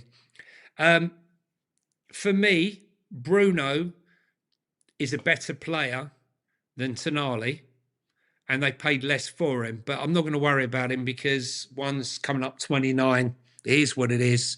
And we'll have to wait and see what happens. All right, Chelsea. So I was talking to you earlier about the fact that Spurs have got 31 players and we need to get down to 25.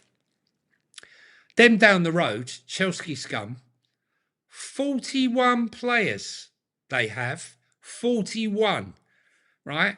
I don't know how many they can offload down to Strasbourg, but they have 5 goalkeepers, 9 centre-backs and 8 forwards amongst that. Fucking madness.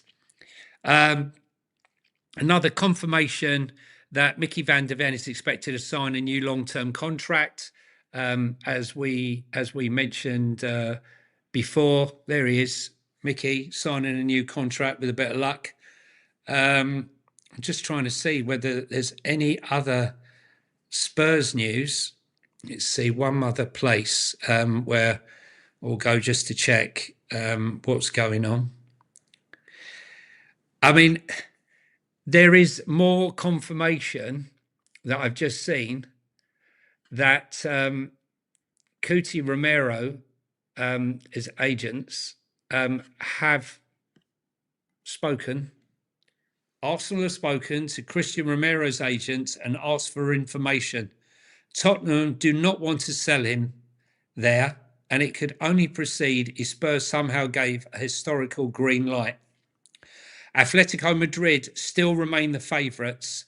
They're on it. Any deal for Inter depends on outgoings. Inter, he's not going. I don't believe he's going. I don't believe he's going at all. Are Spurs doing what I was mentioning before, pretending to Atletico Madrid that other clubs are going to come in and push the price up? Because Arsenal know that Spurs would never sell Cuti Romero to Arsenal for £35 million. We know that. They're being quoted 60 million for Quansah. 60 million. I'm sorry, Quansah's not better than Romero. Not a chance. So I'm sorry, I'm not having that. That's just absolute nonsense. Absolute nonsense.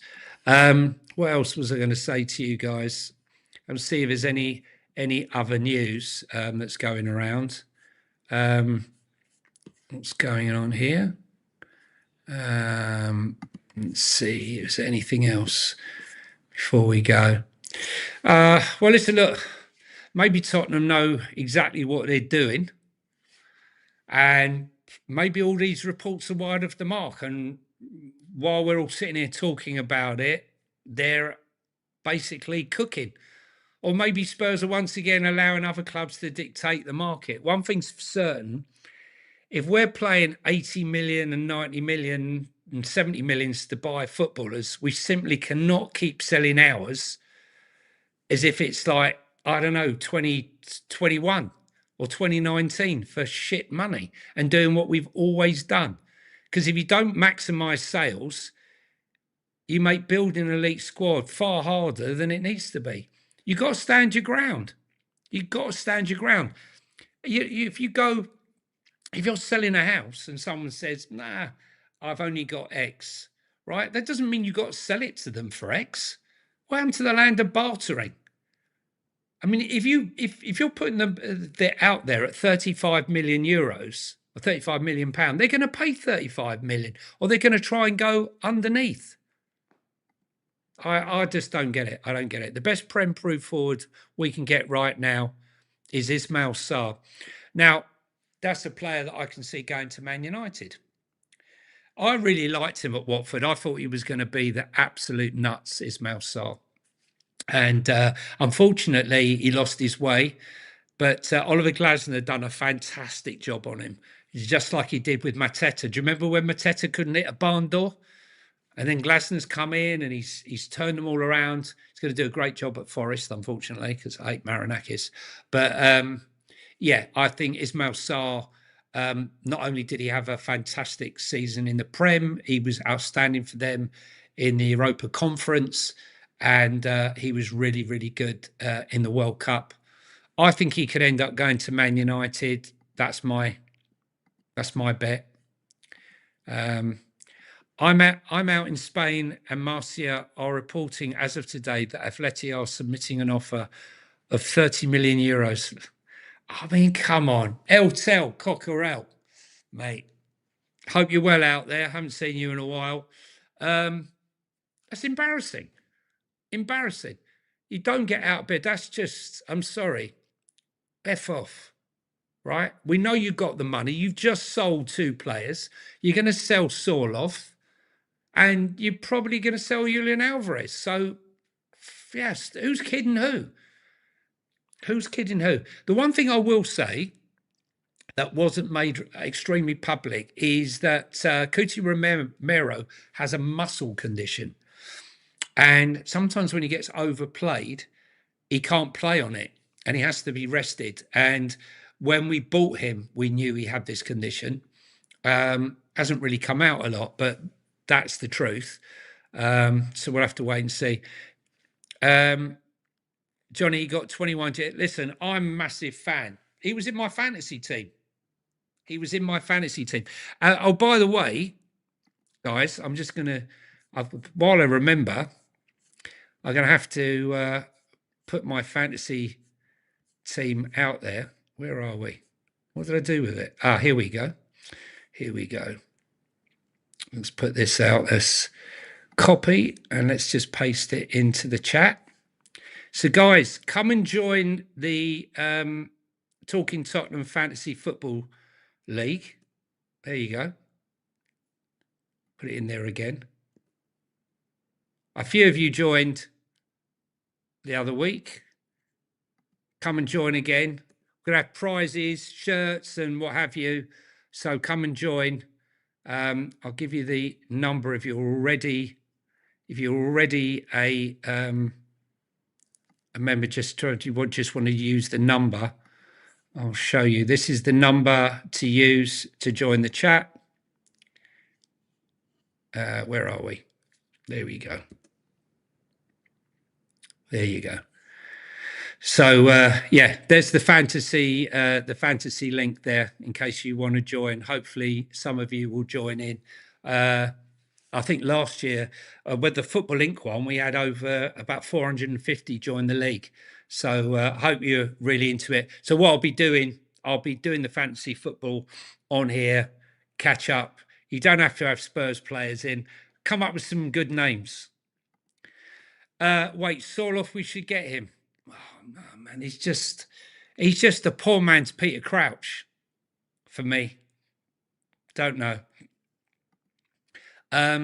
Seems to have a resurgence since AFCON. Yeah, he's done really well. Sarr and Walton will stay. No one wants to deal with Palisonas. Yeah, I mean, it's going to be an interesting one. Steve Parish is an absolute nightmare to deal with. Anyone who can deal with Steve Parish and come out the other end, He's good. That's why I wanted Dougie Freeman as my director of football before Pinto came on the scene. Look at his success rate. Elise, Eze, flipping hell, Lacroix, Papassar, Mateta, Walton. They just roll off the tongue. The deals that he's done, and he got offered an incredible deal to go out to Saudi. If there was ever a chance of him coming back, it would be great. It'd be great. Jonny putting his team out. Here's the advert. Who not to pick? He always comes last. Love you, bro. Matty, I didn't come last, mate. Last year, I did. I actually did all right. I started very badly, and I'll tell you what happened. I was away, and I missed my triple captain for the deadline, and it was the weekend. I can't remember who it was that scored. Was it Haaland scored that weekend? And I felt like I was playing catch up from there on. But yeah, thanks very much, Matty. Listen, it's all good. It's all good. Jonny, you are in the know. Who is the Bombay Duck? You told Butler if we get these players, they are top. No, I said that I believe that we will, if we get a player up top, he will have to be a top player. I believe we need to get a bomber. I really do. I believe no one is going to be excited about Savinho. No one. Would you be excited about Mamouche? He's all right. He's good. He's not exciting. Man City don't want him. You know, if you told me we were signing Semenyo, then I would have been excited. I don't know how Semenyo ended up at Bournemouth. We chased him and chased him and chased him. We should have done it soon as we won the Europa League. That's when we should have gone in with him. We had a chance to sign Semenyo. We had a chance to sign Eze straight after we won those. So I'm not going into it any further. But we just didn't do it. We dicked around. We tried to play the game, the money game. And we are where we are. But that's past. And I only want to look at the future now. And the future's bright. The future's lily white. We just need a striker. That's all we need. Guys, don't forget to hit the like and subscribe button, guys. And don't forget our sponsor, OK Jersey, and use that code TT10. Thanks to everyone who's given us super chat and super sticker. Really appreciate everyone's support, guys. Everyone's. Balogun worth the punt. Balogun is a superb finisher. Absolutely superb. Fantastic on loan from Arsenal in France. Had a really good season for Monaco last year. My only question would be great running onto the ball. He would be fantastic with a ball over the top from Senesi and Van Hecke. Fantastic. Does he have the physicality? That's my question about Balogun. I think as a clinical finisher, he's absolutely superb. Superb. Matty Cox, thanks very much, buddy. Great show. Thank you very much. Balogun comes with red card expectations. I think, you know what? I felt so sorry for the American fans. I was actually quite excited watching the Americans. But as soon as that red card business, it overshadowed everything in their team. It overshadowed everybody. And I think it was a bit of a sad ending. And this is true. Mrs. K, Mrs. Hertfordshire, happy wife, happy life, they say. They're building a humongous house in Surrey, believe it or not Hertfordshire. And they've got to come back at some point. There's that Alan Shearer record.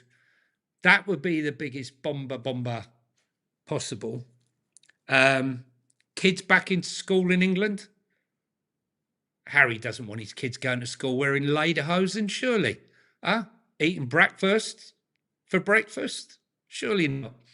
I was actually in Germany, Rostock, when I was passing through on the boat. And First thing I wanted to do was go and have a German sausage and a beer. That's what I had. German breakfast and a beer. Got to do it. Got to do it. Guys, 4 kids. I don't know how many kids. I don't know how many kids he's got actually. How many kids has Phil Foden got? I think Phil Foden's still only about 23. I think he's got about 6 kids. I don't know. Not sure how many he's got. Kane wants to win the Champions League. Look, he could win the Ballon d'Or because Messi didn't win the World Cup. He's not going to win the Champions League. I'm sorry. He ain't going to win the Champions League with Bayern Munich. I think Real Madrid this season are going to be mega strong. PSG are going to be as strong. Arsenal are improving. I just don't think Bayern Munich, even with Kane, Elise, and all the other players that they've got there, and they've got a great squad, I don't think they're going to be good enough. That's my opinion. Might be wrong. Curryverse, Curryverse, do your verse. I haven't. Barcelona, yeah, no. Barcelona, I believe, were one of the clubs that have come in for him and made a bid for him. I believe that Spurs have made a bid for him and tried to entice him to the club, but I don't think it's happened. Guys, I'm going to love you and leave you. This is meant to be an hour and a half show, but it's gone on way beyond that. Guys, thanks so much for your support. As in, remember, good housekeeping. On the way out, hit the like, hit the subscribe button. And thanks very much, guys, for everything. Come on, you Spurs, and let's hope we have a super duper bomber. Bye for now, guys.